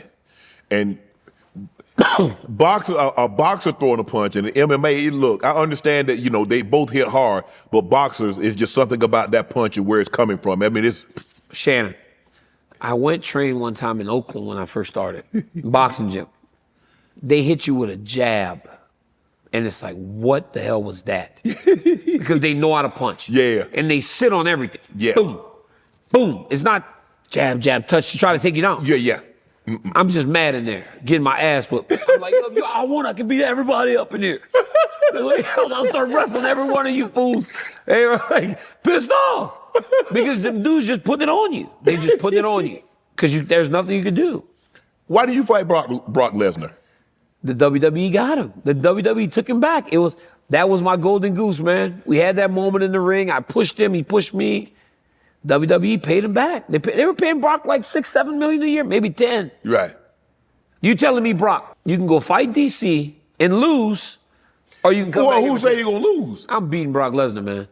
I was beating Brock. That was a big dude, man. Don't 6'4". Don't matter, dog. Shay, I was beating Brock Lesnar. It was one of the safest fights I could have had. I'm telling you, dog. That's the truth. It's just the truth. I like Brock too. Yeah. He's a great guy, but I watched what Kane did to him. I watched how he would react to getting punched. Right. And I was going to punch him. He would have to take me down. Right. To win the fight. And I can wrestle. Yeah, but he's not a wrestler. I mean, he was a wrestler. Yeah, he was. But if he shoots on me, I'm going to make it so hard for him to get that takedown that by the time he gets it, he's exhausted. Gassed. Now I'm up to my feet and then you're done. That's what happened with Kane. Yeah. He took Kane down. Kane got up, started kneeing him in his face. I saw Brock recently. He still has that scar under his eye. Really? From when Kane kneed him in the face. Yep. Still got that big scar under his eye. Damn. It's crazy. It's crazy. Is it true you got a scholarship to LSU? I got like offers back then, but I had bad grades and I just was not going to college to play football. Right. It was hard for me in the school that I was in to, first off, there's way too much pressure on football down there in Louisiana. Yeah, it's for sure. bad. Yeah. And we weren't very good. Mm-hmm. But I mean, I was the all-state MVP defensively. I was pretty much Mr. Everything in football because I was a good little linebacker. Right. But I was small. Right. And they were talking about me playing cornerback or strong safety. I was like, I'm supposed to trade. How much chase Randy Moss? I'm an idiot, though. So, like, I'm not smart. Right. I didn't really know the difference between strong safety is more like a linebacker. Yes. Yeah. But I was thinking I'm gonna be chasing dudes like Randy Moss because he was graduating the same year. I was like, there's no way. Nah, I'm good. Yeah, I was like, I'm gonna just go wrestle, man. I'm good. I did. I got an offer to go play football. You was in Herschel Walker's corner. Yes. MMA. Yes. Could Herschel have made a career out of that? Or he did what he was supposed to do, have one fight and move it along? Shannon, I gotta tell you, man. Was he really the great? He was one of the greatest athletes, wasn't he? Yeah, he was, yeah. Shannon, this man was so strong.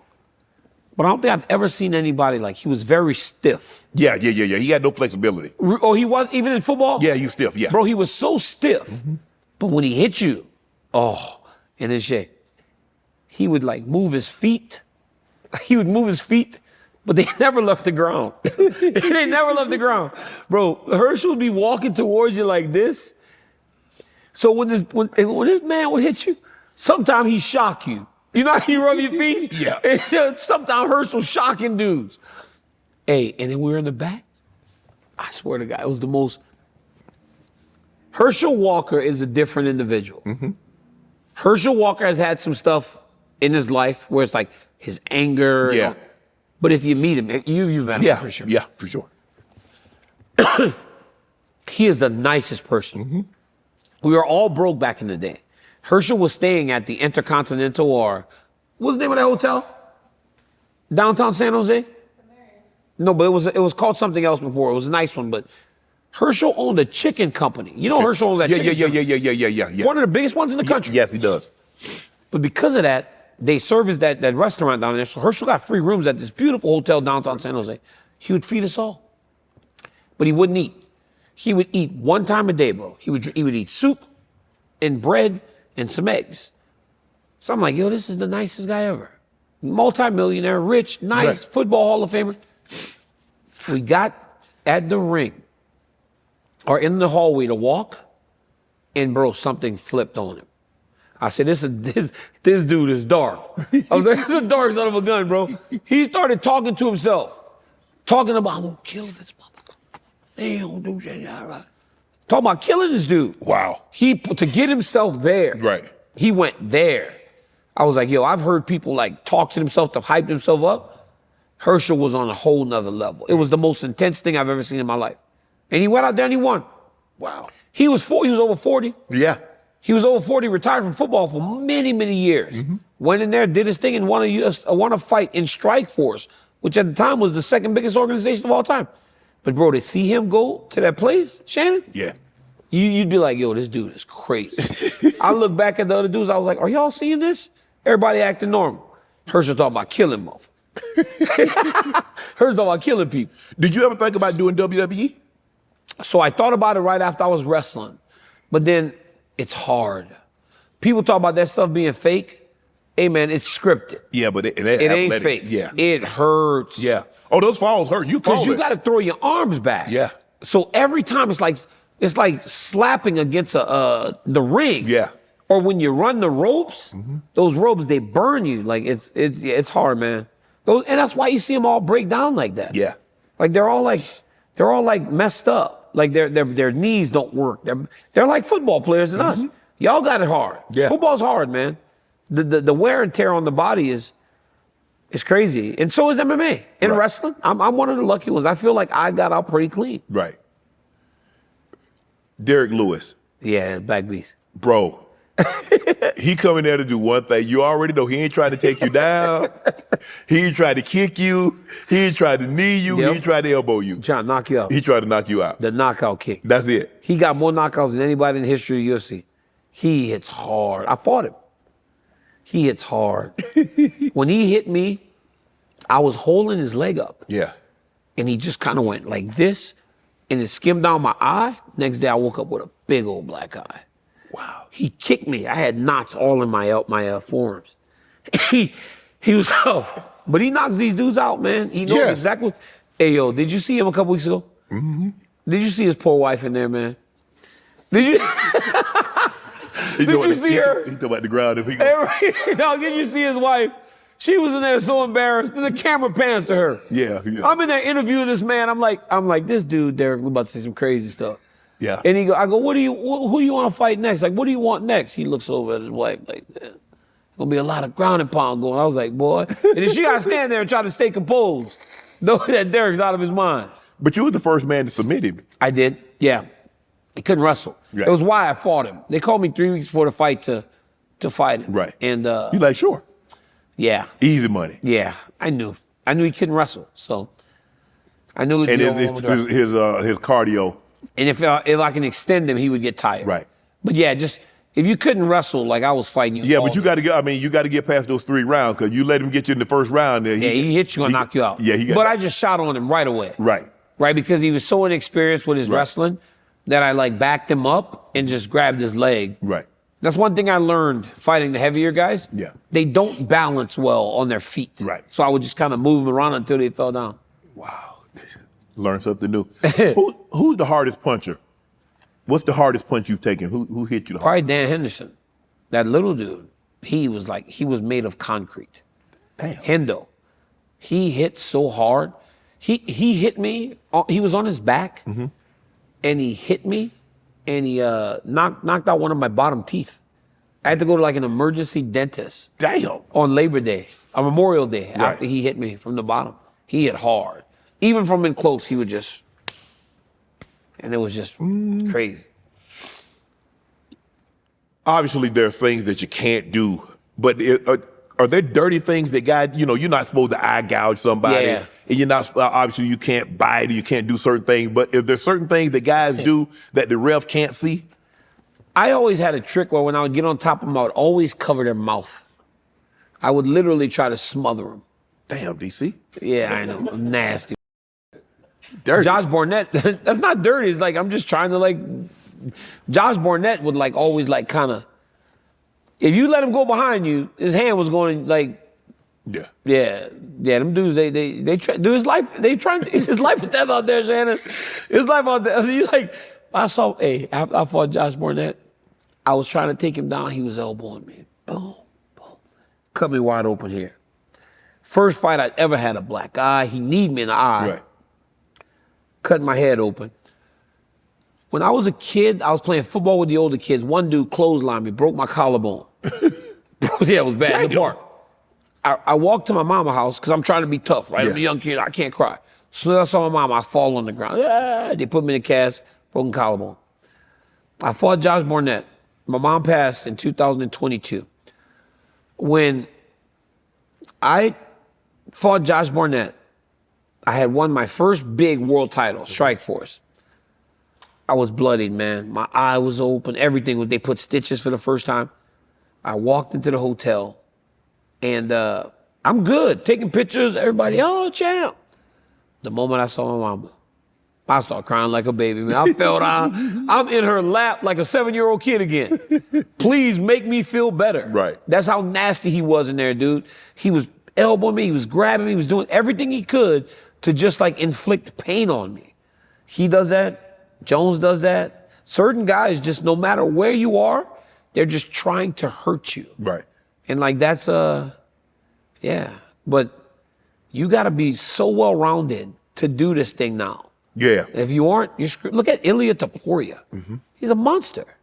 He's a monster. He's one of the best fighters of all time, and he's only fought 8 times in the UFC. Wow. He's amazing. These guys are amazing. What does it feel like to knock someone out? What does it feel like to get knocked out? Because and I know exactly what you're saying because I've been knocked out, and I can't remember anything. I don't remember driving to the stadium. I don't remember what I had to eat. I don't remember anything. I just remember looking up at the scoreboard and asking my teammate Rod Smith. I was like, "Foots," we call him Foots. I said, "Foots, how we get the lead?" Because I don't want to laugh. No, but I'm like, how did we? Because I just remember we were losing before this happened, and now it's the 4th quarter, and I'm like, what happens if we win this game? He said, boom, we go to the Super Bowl. I was like, yeah, we go to the Super Bowl. But it's a funny feeling to get knocked out because you really don't remember anything. Hey, my coach told me, that's just bad. I'm laughing because my coach told me, was that the last time you asked him? You probably asked him again. No, I was like, no, you probably asked him again. I started jumping up and down the sideline. Like, yeah, we go to because we over at 14 with 3 minutes to go and we got the ball. Hey, so bro, this dude, so I get knocked out, right? That was John when he kicked you? When John kicked me and he hit me with the follow-up shots, right? Only time I knocked out. I'm crying, right? Yeah. I go to my corner, I ask my coach, I said, what happened? He tells me. I break down crying, right? Yeah. Rogan interviews me. As we're walking out the octagon, I look to him and I go, hey, what happened? He tells me. I break down crying. He told me I did that 7 times. He had to keep explaining it to me. And then every time he explained it, I would have the exact same reaction. Like it was the first time I had heard that shit, man. That's bad. Yo, Shannon, that's bad. Wow. He said he told me 7 times. And then I'm in the ambulance because they're trying to get me in the ambulance. I'm refusing. Right. Finally, I get in the ambulance and I wake up. And I was present like nothing had happened. I was like, I lost. They're like, yeah. Yeah. You lost. I was like, God damn it. I swear to God, I woke up in the ambulance like and realized like I lost. Did you not? Because obviously, so how did he set the head kick up? It was beautiful. It was beautiful, man. It was beautiful. He kept body kicking me. Yeah. That's what he did in the first fight too. Yeah. And I kept checking. I kept blocking. But then in the second round, I was fighting good. First round, real good. Second round, real good. So now I'm feeling good because I feel great. My cardio's great. Yeah. Third round, but the whole time he's just kicking me in the body. Third time, he tries to kick me in the head. And the third round was one of the first attempts. And I was like, nah. Yeah. Nah. But then he actually gave me one that looked like it was going to the body. And so I did this and you're supposed to lean. Yeah. Right? You're supposed to kind of lean right. to kind of take some of the impact off. Well, when I leaned, he was not going low. He was going high. Caught you. Boom, right on the side of the head. So then I started doing the chicken dance, right? Like, you know, when your legs Yeah. And this is why I can't stand this dude. Because somebody else that's not as good would have let me off the hook. Right. Because I was still there. And again, that's me. Football, neck, big neck, you know, short neck. Yeah. Most people just fall down from a head kick like that. I was still there. So I'm like doing this thing, running away from him. Yo, he kicks my leg to spin me. Yes, I remember. So he kicks my your leg out from. Yeah, and so I spin. Yeah. It's like that shit you put the kids where they go circle, they get drunk. Then you don't know where you're at. Right. When I did that, I fell. And that was it. I could not, my body was gone. Right. But like if I was on my feet, I might have been able to grab him. I might have been able to hold him. I might have shot. I would have done something. But because he's such a great finisher, he kicks my leg out from under me. So then I spin. And when I spin, I'm like seeing all these lights, and all of a sudden your body starts falling. It was like a kid trying to hit a piñata. It was crazy, man. Then I fall on my stomach. Of all times in my world to fall on my stomach, like fall on your back to where you could see him coming, maybe get my feet up to try to block him. Right. But instead I fell on my stomach. And then he jumped on me and started finishing. And I know this from watching it. Right. So you watch when you lost that fight, you watched it over. Not for a long time. I didn't watch the fight. But it's on highlights and stuff. Yeah. The UFC don't shield us from if you lost, you're gonna see yourself getting beat at some point. Right. That's why when him and Stipe fought, it was the worst. The whole week I'm just out there. I was like, damn, did I ever win a fight? I'm just getting beat the whole time. Right. It was terrible. I mean, you like you said, I mean, his toolbox. Yeah. The way he can finish a fight with an elbow, he can submit you. He elbowed me bad. And then that spinning back kick, he got He caught Stipe perfect. Poor Stipe, man. And he doesn't telegraph it. Well, the heavyweights are boxing or wrestling. They're not doing all that. Right. You could tell right away when he needs Stipe was like, what is this? Yeah, what? They're kneeing now?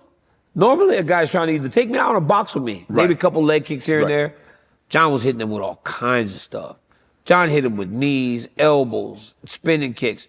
When he hit him with that spinning kick, Stipe, you could tell, Stipe looked like a guy that hadn't fought for 3.5 years and was 42. He looked and he just turned down him. I was like, oh, John got him. But he is very good at setting everything up.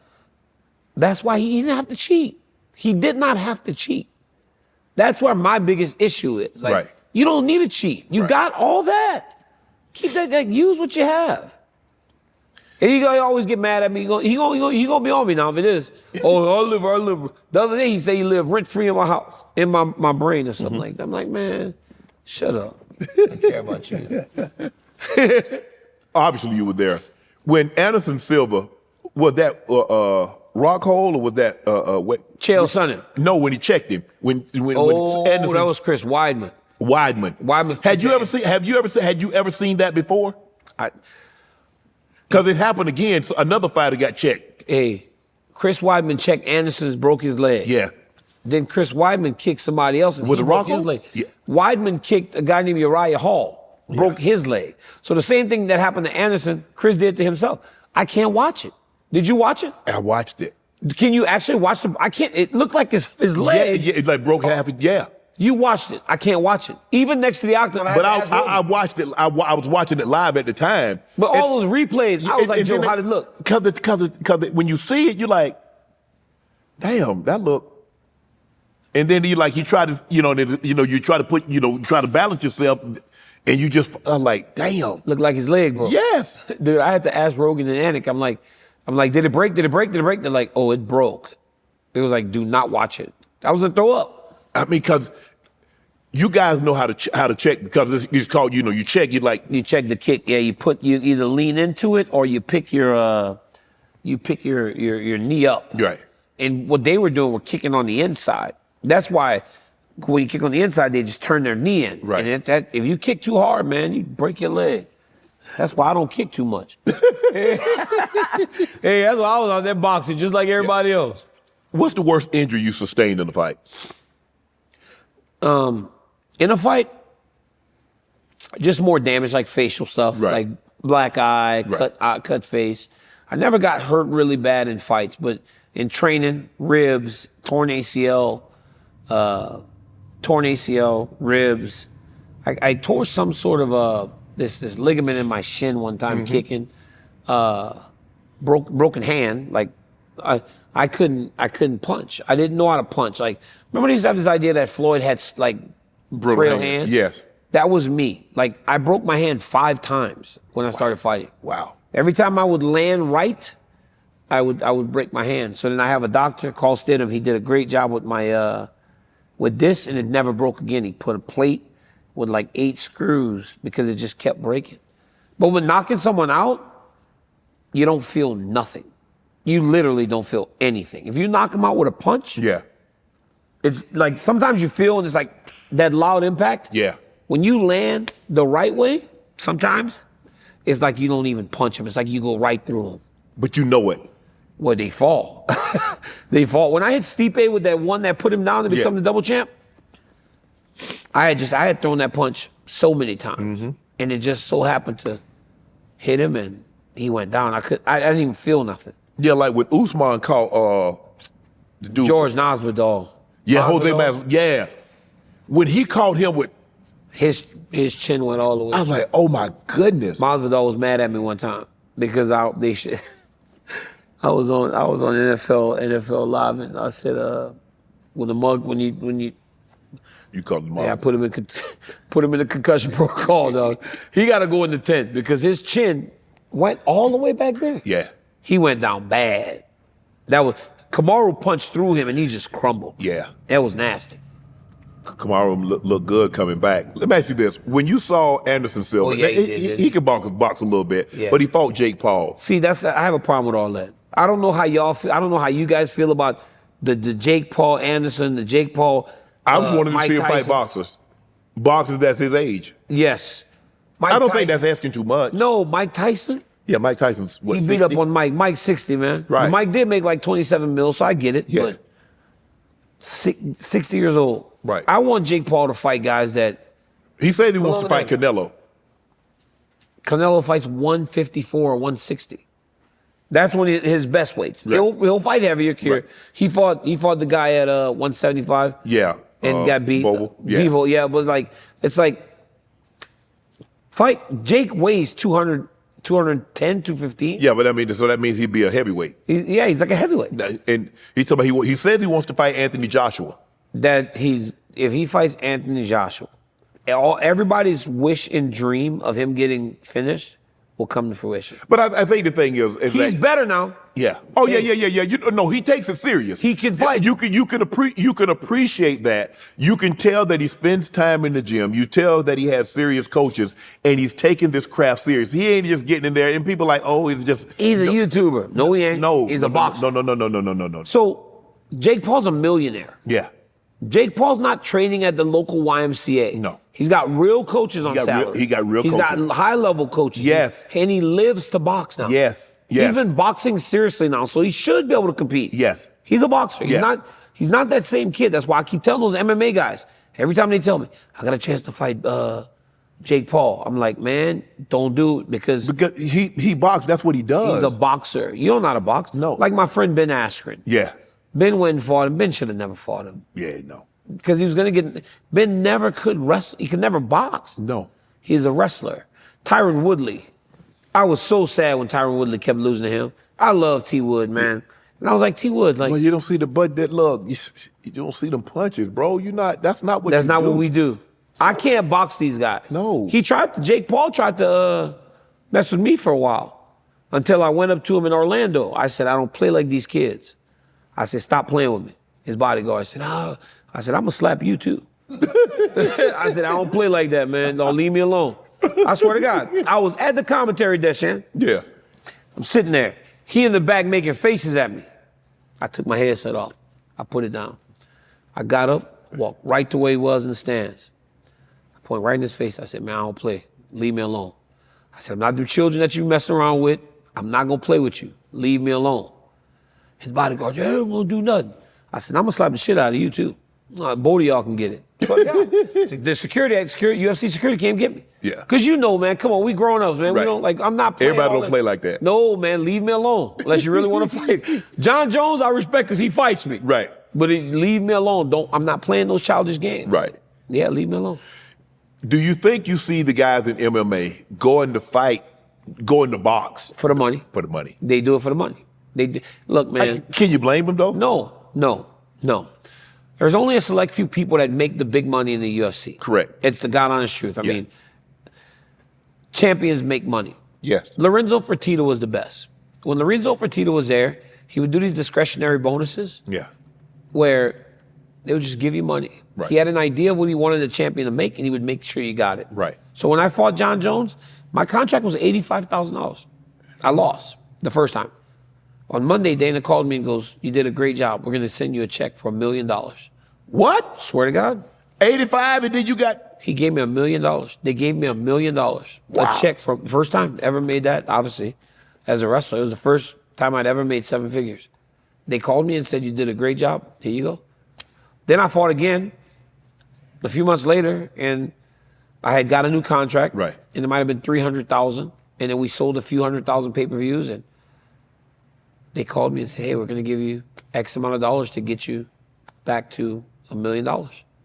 Wow. They would do that, man. They were like, because that's what people don't understand. Like, I know they talk about, well, these guys are underpaid, but it's like, when you become a champion and then you're benefiting the business, right? They take care of you. Yeah. But even the lowest boxers make are so low, bro. Yeah. Like the that lower makes it seem like everybody making Floyd Mayweather money. They're not. And they're not. They are not all making that money, bro. No. They're making $1,000. Right. I mean, they make good look. But like you said. But the good guys will make good money. Yeah. What does a guy make that? So Tank and all them dudes are getting paid right now. They're in the millions. Yeah. But they're the equivalent of the Ilia Toporias. Right. And the Israel Adesanyas. Yes. They're those guys. Right. But as you go down the card and you go down the pay scale, I bet it's all pretty equivalent or very equal. Mm-hmm. So, yeah, people talk like all boxers make money. They don't. You work for the company now in the commentary. But how is it negotiating with Dana as a fighter? Or did you negotiate with him? You have managers. I have managers. But I was always really good about that. Mm-hmm. I would stand on what I believed. You know, one time he was like, that didn't happen. I was like, but it did, boss. I was like, of course it did, boss. I said, we were negotiating my contract when I first came over, and I wanted like a certain amount of money. Didn't want to do it. Dana was like kind of throwing a fit. Lorenzo goes, it's fine, we'll figure it out. And by the time I got to the airport, it was figured out. Right. Right? And he was like, that didn't happen. I was like, it did. I was like, it's not a big deal because I understand you have to protect your business. Right. And I have to protect myself as a business because I have a small window to happen. But then when I was retiring, right, Hunter Campbell, who now does a lot of the stuff with the guys, he calls my manager and he goes, so guys, what do you think? Same as he made as champ plus pay-per-view? I'm like, yeah. Even though I wasn't a champ, they still gave me the same pay I made as the champion and the pay-per-view. So it was like, I have nothing negative to say because I've had all great experience. You've had great experience with it. The worst experience I had was that. Right. When he said, I don't want to give you that. And I was like, well, okay. Then I'll just fight. And then I won't have a contract. Right. And then we can negotiate after that. And they're like, we ain't doing that. We ain't gonna let you get to Francis. Right. We ain't letting you get to undefeated heavyweight or light heavyweight with no contract where other people can start going, hey, we want you. Right. Right? So then eventually I just re-signed with the company. If Dana were to ever step down, would you run the UFC? That would be a dream job for anybody. But of course, I would love to do something. If they ever trusted me with that, I would do the best job I ever could do. Because it's one of the greatest organizations in the world.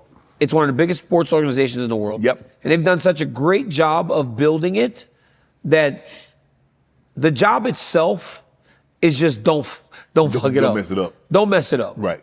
Because Dana does, what he does is he's so passionate about it. He is. That I can't imagine the UFC without him. But if not, but Dana stand on business now. He stand on business. You can be his best friend. He gonna get you.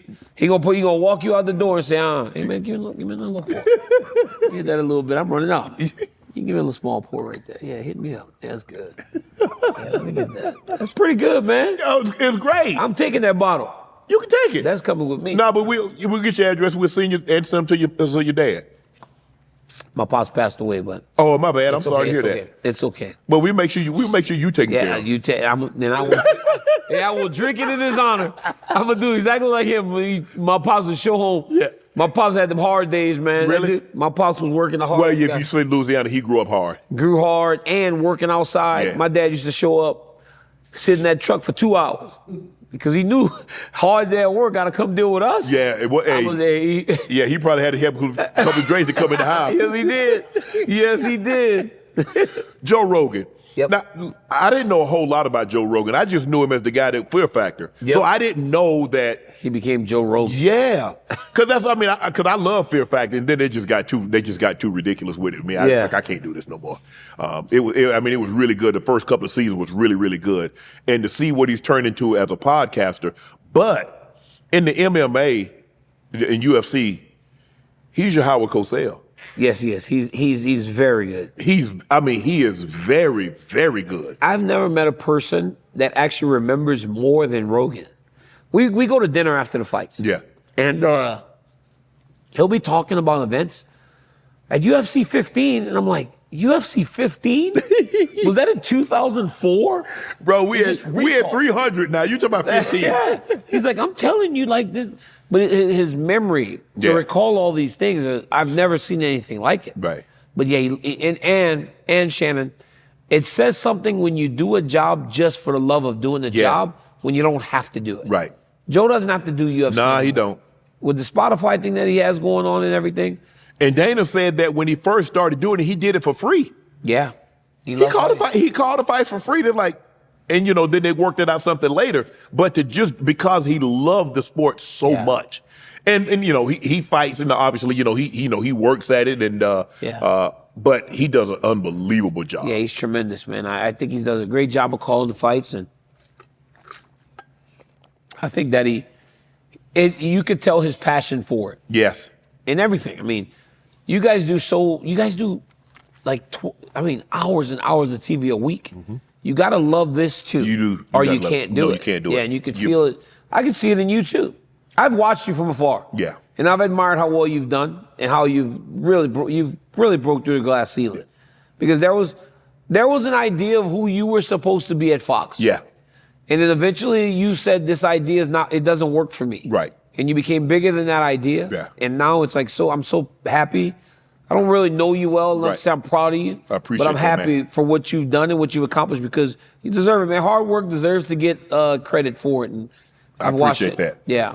Let me ask you this. What have you most learned about money? Because growing up how you grew up, living off $1,500 a month and you got a $1,200 rent and then basically I got to eat for the next 29 days, I got to live off $150. Yeah. Now that you make decent money. Yep. What have you learned about it? Money's hard to keep. Money's very hard to keep. That's what people don't understand. Yeah. Money's hard to keep. You pay a lot. You pay a lot of taxes. You pay a lot of other things. It just gives you an opportunity. I feel like money gives you the ability, one, you're going to be exactly who you ever wanted to be. Yes. So if a person's ugly because they have money, they always were ugly. Right. They just didn't have the ability to be ugly.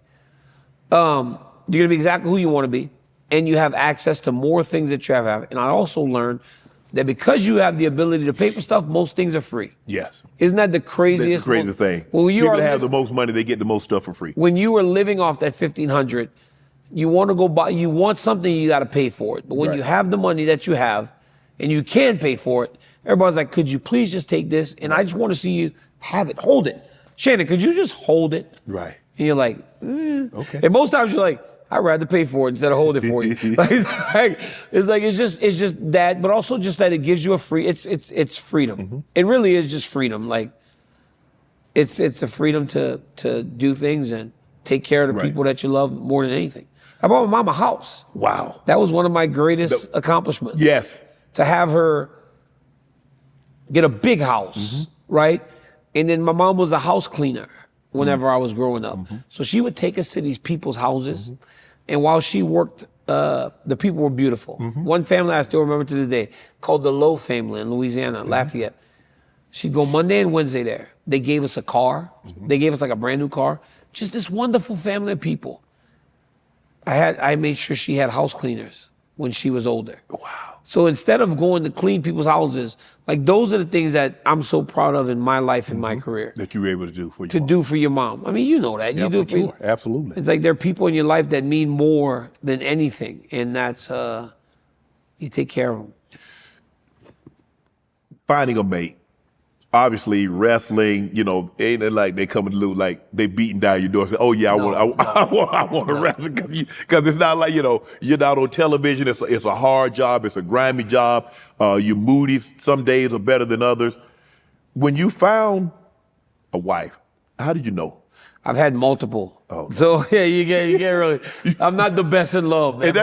You know what, I tell, someone was telling me this the other day. They said, Shannon, the best and worst decision. When you made the best decision, did you know it was the best decision at the time? No. No. When you made the worst decision, did you know it was the worst decision at the time? No. No.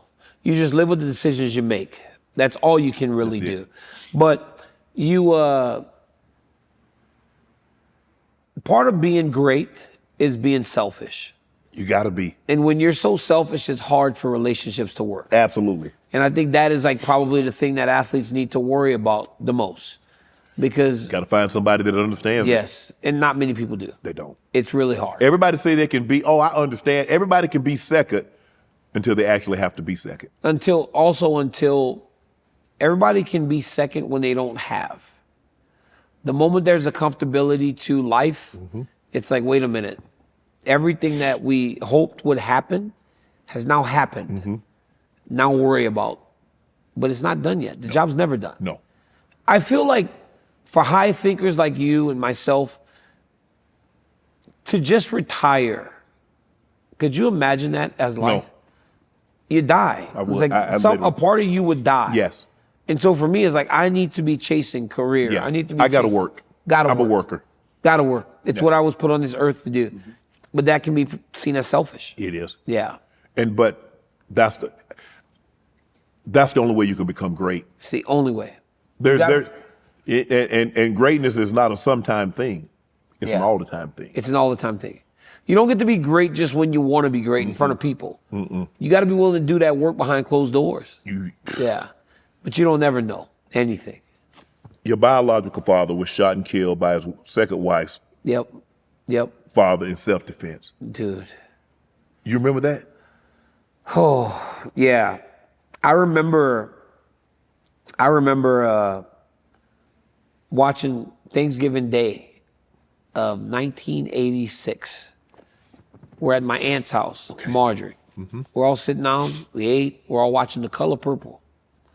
And my mom getting a call, and she goes crazy, it was hysterical. I was a 7-year-old kid, I had no idea what was going on. Then they told her, your dad's just been killed. Joseph has just been killed. Your ex has been killed. She goes crazy. She has to sit down now and tell me that. My older brother is 12 years older than me. Imagine a 19-year-old kid learning that his father's been killed. I'm at 7, just crying because I don't have the greatest memories. I don't have the memories of my dad. Like your brother does. Like my brother does. But I also don't have Shannon, I can retain one real vivid memory of my father. Okay. And that was we were at a truck stop because he drove trucks. Okay. That's it. That's the only real vivid memory I have of my father. But my dad, Percy, had already moved into my life when I was 3. Right. So I'm 4 years into that relationship with my mother. Okay. And it was just sad, man. I remember going to that funeral and I see my dad in that casket. He's got 2 families, right? Because while my mom is not with him anymore, they have kids. Her reaction told me that she still loved your dad. I don't think they ever fall out of love. It's like something that they don't really let go of, especially that first one. Mm-hmm. But my mom's sitting there with my dad. And let me tell you, I knew my mom still loved my dad. One time, I don't know if my dad, I don't quite understand if my dad was cheating. I don't know what it was, Shannon. But my mom took the car at a 4-way stop. The other woman was driving the other car. She hit her. What? She hit her. My mom was an angel. You better hold. My mom was an angel. Your mama playing bumper. Audrey was an angel. She playing bumper cars and real cars, The cop said, "Why'd you hit her?" She goes, "That's my car too. This my car? That's my car. If I want to wreck him, I can wreck him." I said, "Oh my God." But it was at a little red light. It was a bump. Yeah, it wasn't like a hard hit, but she hit her. Okay, but yes. So yes, she must have still loved my dad. But yeah, it was awful. You mentioned that your stepfather intervened, came in your life at a very young age. Yes. What did you learn from him? Everything. Percy Benoit was, man, he was the best. He was the best. He worked so hard. He made decisions, him and my mother, that made me appreciate them more than I don't know if I ever could appreciate anyone in my life. When we were like 7, 8 years old, at that time when my dad got passed, they decided not to take government assistance anymore. We want to make it on our own. We were struggling. But they did. They took no help. They just made it on their own. Then they bought their first house together. And then I watched that man get up in the morning and he would go and work for the city of Lafayette. It was hot, man. It was 95, 100 degrees, 100-degree humidity. You know what Louisiana's like. Mm-hmm. He would take the lime and make the baseball fields. He would cut the fields and the grass. And he would come home at 5:30, eat real quick. And he would get a bath because we didn't have a shower. Jump in his truck and go to a pizza parlor and wash dishes to make an extra $60 every time he did that. And he did that constantly. And then when I got old enough, I realized more what he was doing. When the days that he wasn't going back to there, he was going to the cemetery and he was cutting it. And he was weed eating next to the graves to make more money. So when I got old enough, he started taking me with him. And he's like, you get $35 a month. So every time you do this, I guess I made $8 or $10, right? Because it would take us a little bit of time. I learned to work. He taught me to work. And I think by him teaching me to work, it has defined my life. It's defined my life. I was the captain of the Olympic wrestling team. And it's because I worked hard. They saw me. They saw me and said, I want this guy to lead our team. Is that the type of father you are? You try to be what Percy was to you to your own? That's what I try to be for my kids. I try to be present and show them I'm working, man. I'm making a life for you guys that can be, and I hope that you see and appreciate what I'm doing. Right. Because while I don't see the struggle, they don't see the struggle that I saw, they do see that their dad is willing to just, I took my daughters to a photo shoot I did for Monster Energy the other day. And they were like, Dad, you work hard. I was like, I wanted to give you just kind of see what Dad does when he gets up at 5 a.m. and he's back home by 6 to make sure you guys have dinner. Right? It's like those types of things, they mean the world to me. My dad was the best. You lost a daughter. I did, man. To an 18-wheeler accident. Yeah, that was the worst. That was the worst. I've had a lot of things happen in my life that I try not to let define me. Like I try not to let like certain things define me, like the bad. But yeah, that was the worst. I was 23 years old. I had a daughter named Kaden Emery, and we were in college or just finishing college. So her mom was from Killeen, Texas. Okay. And they were driving home to see her parents, and but her car didn't have air conditioning. And she was like, I'm gonna put my kid in the car with my friend because they have a newer car. Right. Yeah, and they got rear-ended by an 18-wheeler.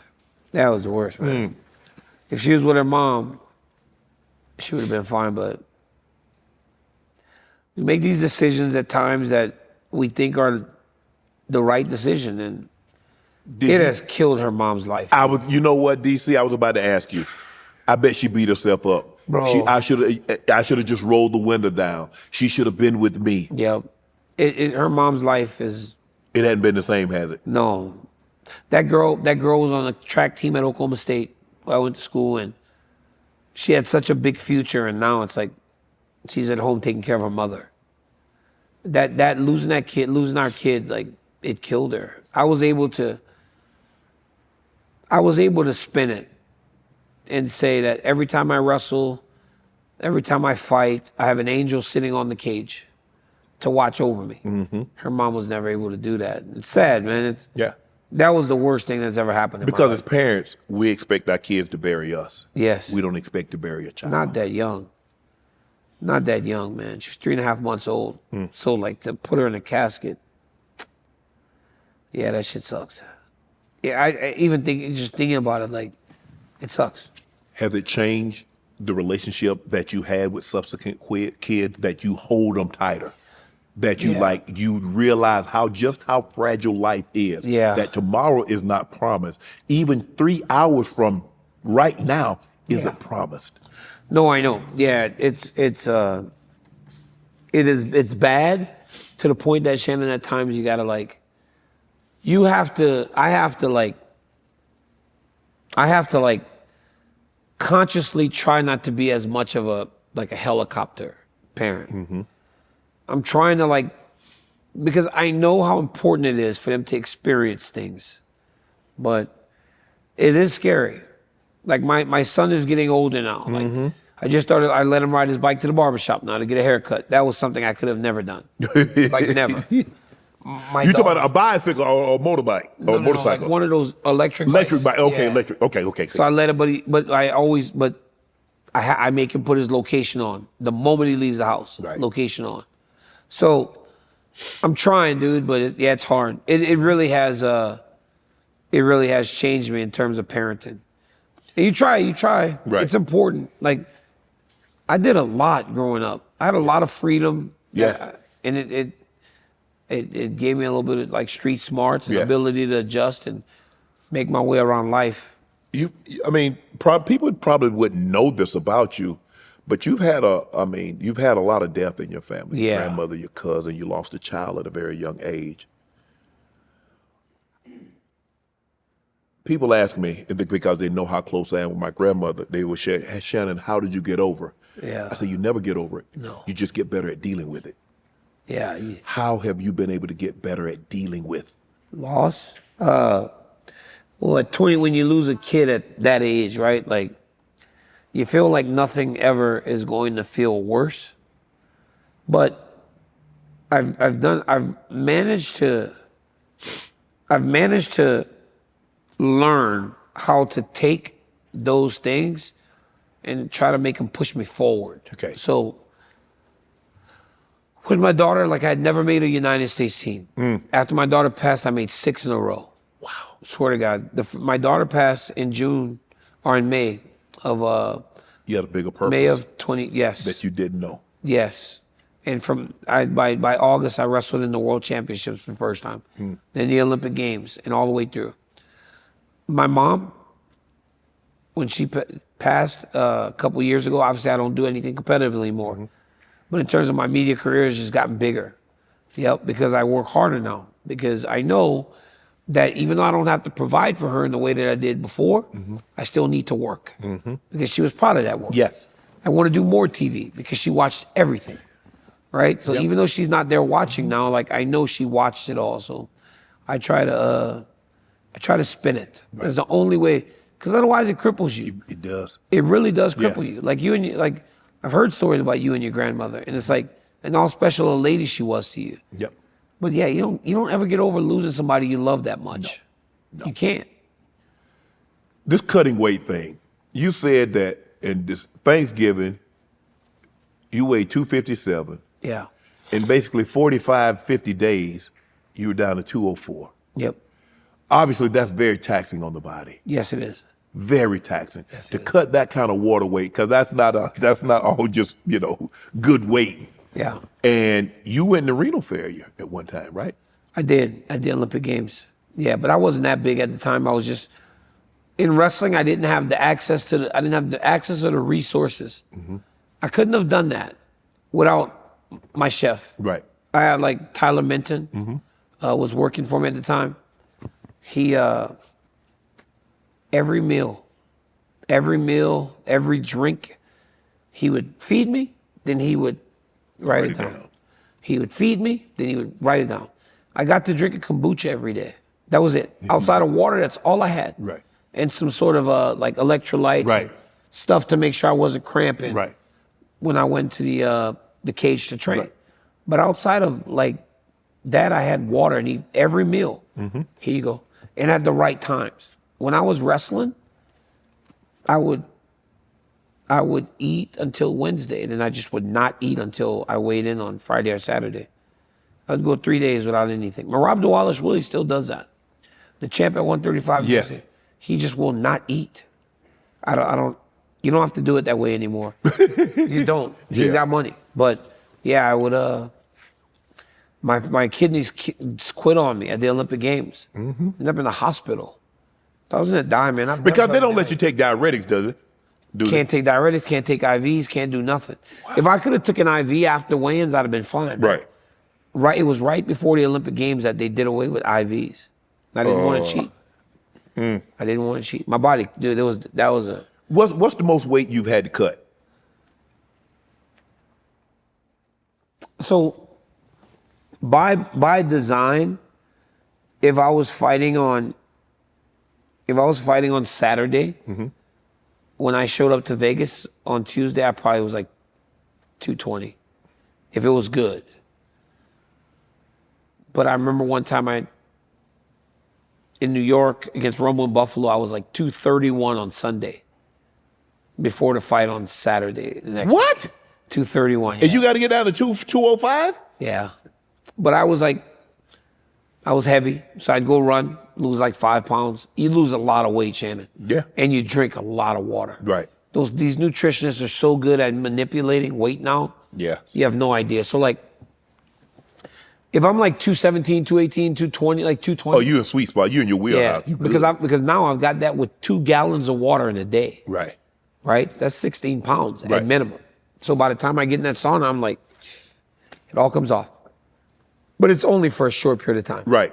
Like, I'm at 204 and a half for maybe an hour. When you hydrate, yeah. What are you going back up to? You gonna rebound to what? 220, 225? Yeah. When I fought Jon Jones and I was in peak physical condition. Yes. There was nothing I could do to get over 222. Like, I mean, literally trained there for the last 4 weeks of camp because I was so locked in. Right. When I fought Rumble Johnson, I weighed 231 on Saturday night when I fought him the next day. Wow. I weighed 205. Yeah, I gained 26 pounds overnight. Ooh. That's too much. I felt so sluggish and horrible. Right. But yeah, I've cut a lot of weight. You lose like 10 pounds an hour though when you do those weight cuts. Wow. Do you feel that your height? I mean, because like you little, but probably a tick under 6 foot tall. I've gotten shorter. I'm like 5'10" on a good day. 5'10" and a half. I've shrunk, Shannon. Have you shrunk at all? Have you gotten shorter at all? Yeah, I think so too. I think as we get older, we shrink it. I believe I have. But when you use like I would think somebody your size, your height would be ideal. Is ideal for wrestling. Oh, for because wrestling, because you got a short torso, but you got long legs. Compact, yeah. And I'm good at getting close. They say I'm sticky. Right. If I get close to you, I'm sticking to you like you stuck in a fly trap. Right. Like seriously, it's like. So you're trying to close the distance. Oh, if I got close, you're in trouble. If I can grab you by the head, I'm punching you uppercuts. If I can grab your leg, then you're really in trouble. Because I had 1,000 ways to finish a takedown. The moment I got your leg, you're in a lot of trouble. Yeah. Because I'm either gonna move you here, left, right, up, down. It's all subtleties. Right. It's the same thing. Like like Shannon, I could actually try to guard you right now, and I could not. Because even if you might not be able to run as fast as you did, you're gonna give me something in the shoulders or something in the eyes that's gonna get some separation. Correct. That's me in wrestling. I'm just like here, and they get lost. Do you like? It's funny, like when you grab somebody here, because I'm watching these boxers and you watch him close up, he'll throw a punch and he put his hand up because he know what's coming. And he'll do this and he'll throw that. Oh, he'll do this and he'll do that. So you know, like if I got this, I know what he's gonna do. Absolutely. I'll manipulate you to do what I want you to do. Wow. Yeah, I'll manipulate you. That's why like my takedown offense, I think I might have landed 50% of my takedowns, 40. Wow. And they're like, dude, you only landed 40%. Like, yeah, but the first few aren't designed to take you down. Right. They're to set you up for number 4, 5, and 6. When I really want to get you down. When I really want to get you down. Then you get up in the air, I flip you, or I trip you, or it's like, it's all setups. You mentioned boxing was your first love, though. Yep, I did. Because it's all I knew. It's what we knew. Like, they would watch, my uncles all watched the Wild World of Sports every weekend. And we'd watch, like, George Foreman clips and Muhammad Ali clips and Mike Tyson. So it's like, we're watching this greatness, and it looks like us. Right. That is where the difference was. You watch that greatness, and it's like, wow, this dude looks like he could be where I'm from. And he's the man. Right. He's a superstar. That's what drew me into boxing. Because every story was about a kid from a tough neighborhood. Yes. He was from Michigan. He was from Louisville, Kentucky. He was from like just all these places. The mean streets, The mean streets. Like, wait a minute, this looks very familiar. And look at him today. Right. So yeah, it just drew me in. Like Bud and Canelo. That's a tough fight. I saw Bud recently. He's big. Bud bigger than you think. He's stronger than you think. He's strong too. Yo, Bud's son is ridiculous. We had WrestleMania right up the street. He got a belt. He walked past me and he was looking at me the whole time. He looked at me and said, "You the wrestler.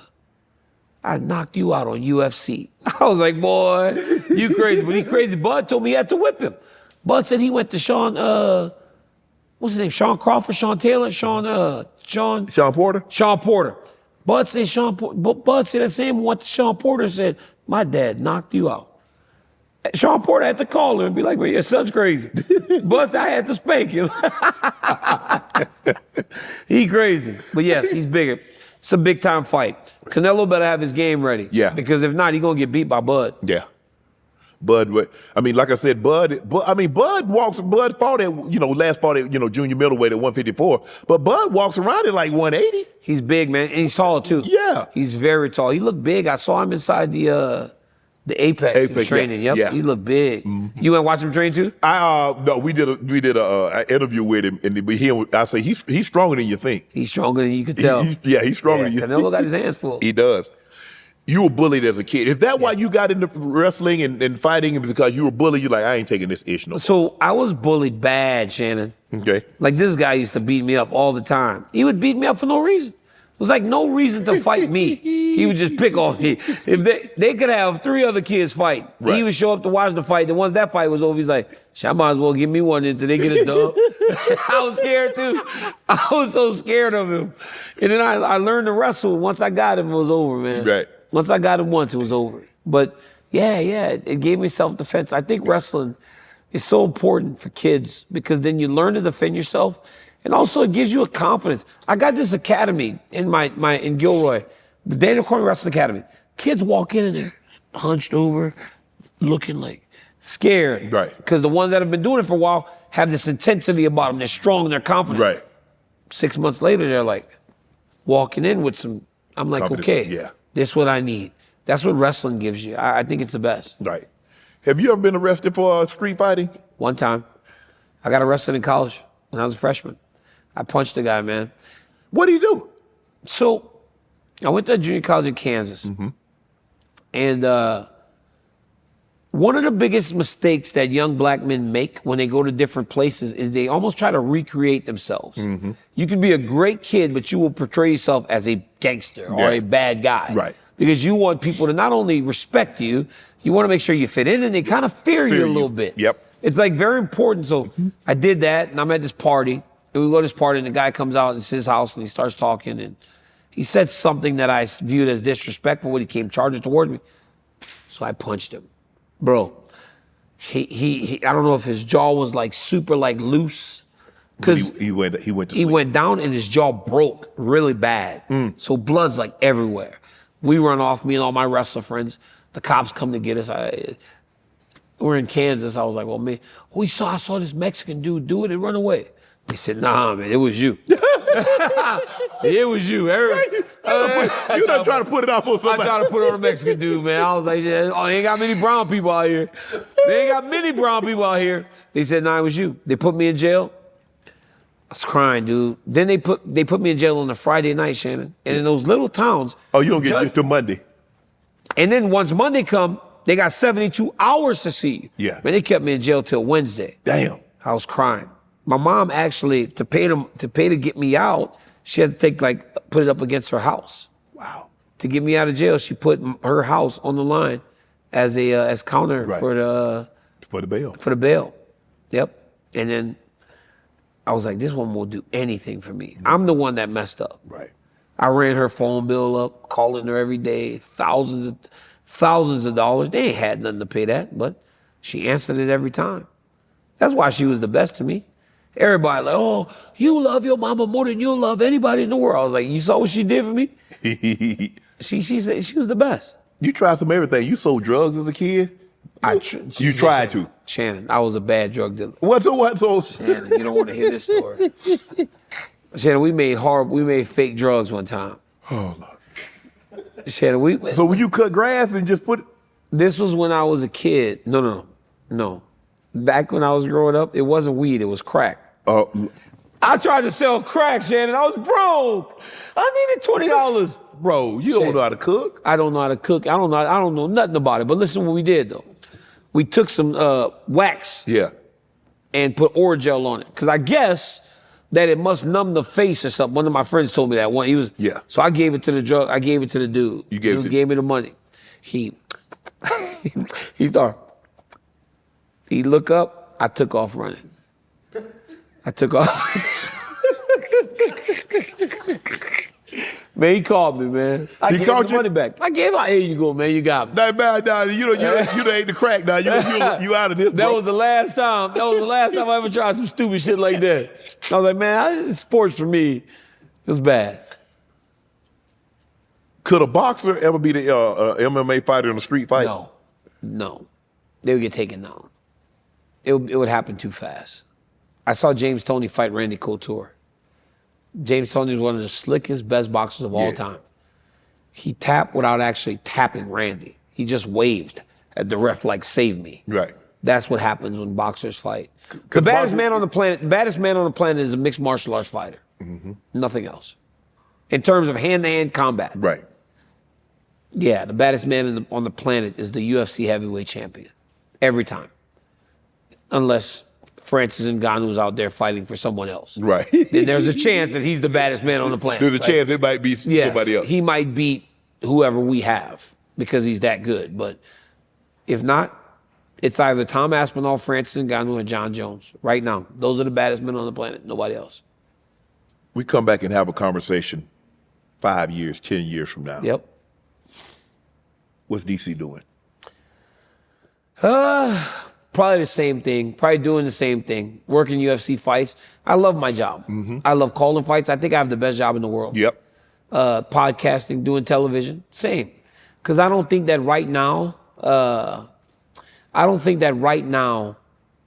I'm willing to stop you. Like we said earlier, you're a worker, I'm a worker.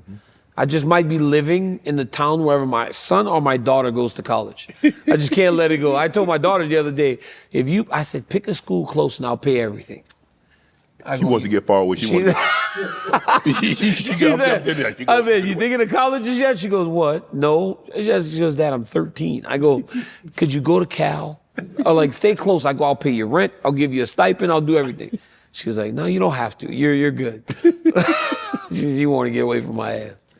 Daniel Cormier. Yes, you're the man. Is it Cormier or Cormier? Cormier. Cormier. Cormier. Yeah. DC. That was good. All my life, been grinding all my life. Sacrifice, hustle paid the price. Want a slice, got to roll the dice. That's why all my life, I've been grinding all my life. Look, all my life, been grinding all my life. Sacrifice, hustle paid the price. Want a slice, got to roll the dice. That's why all my life.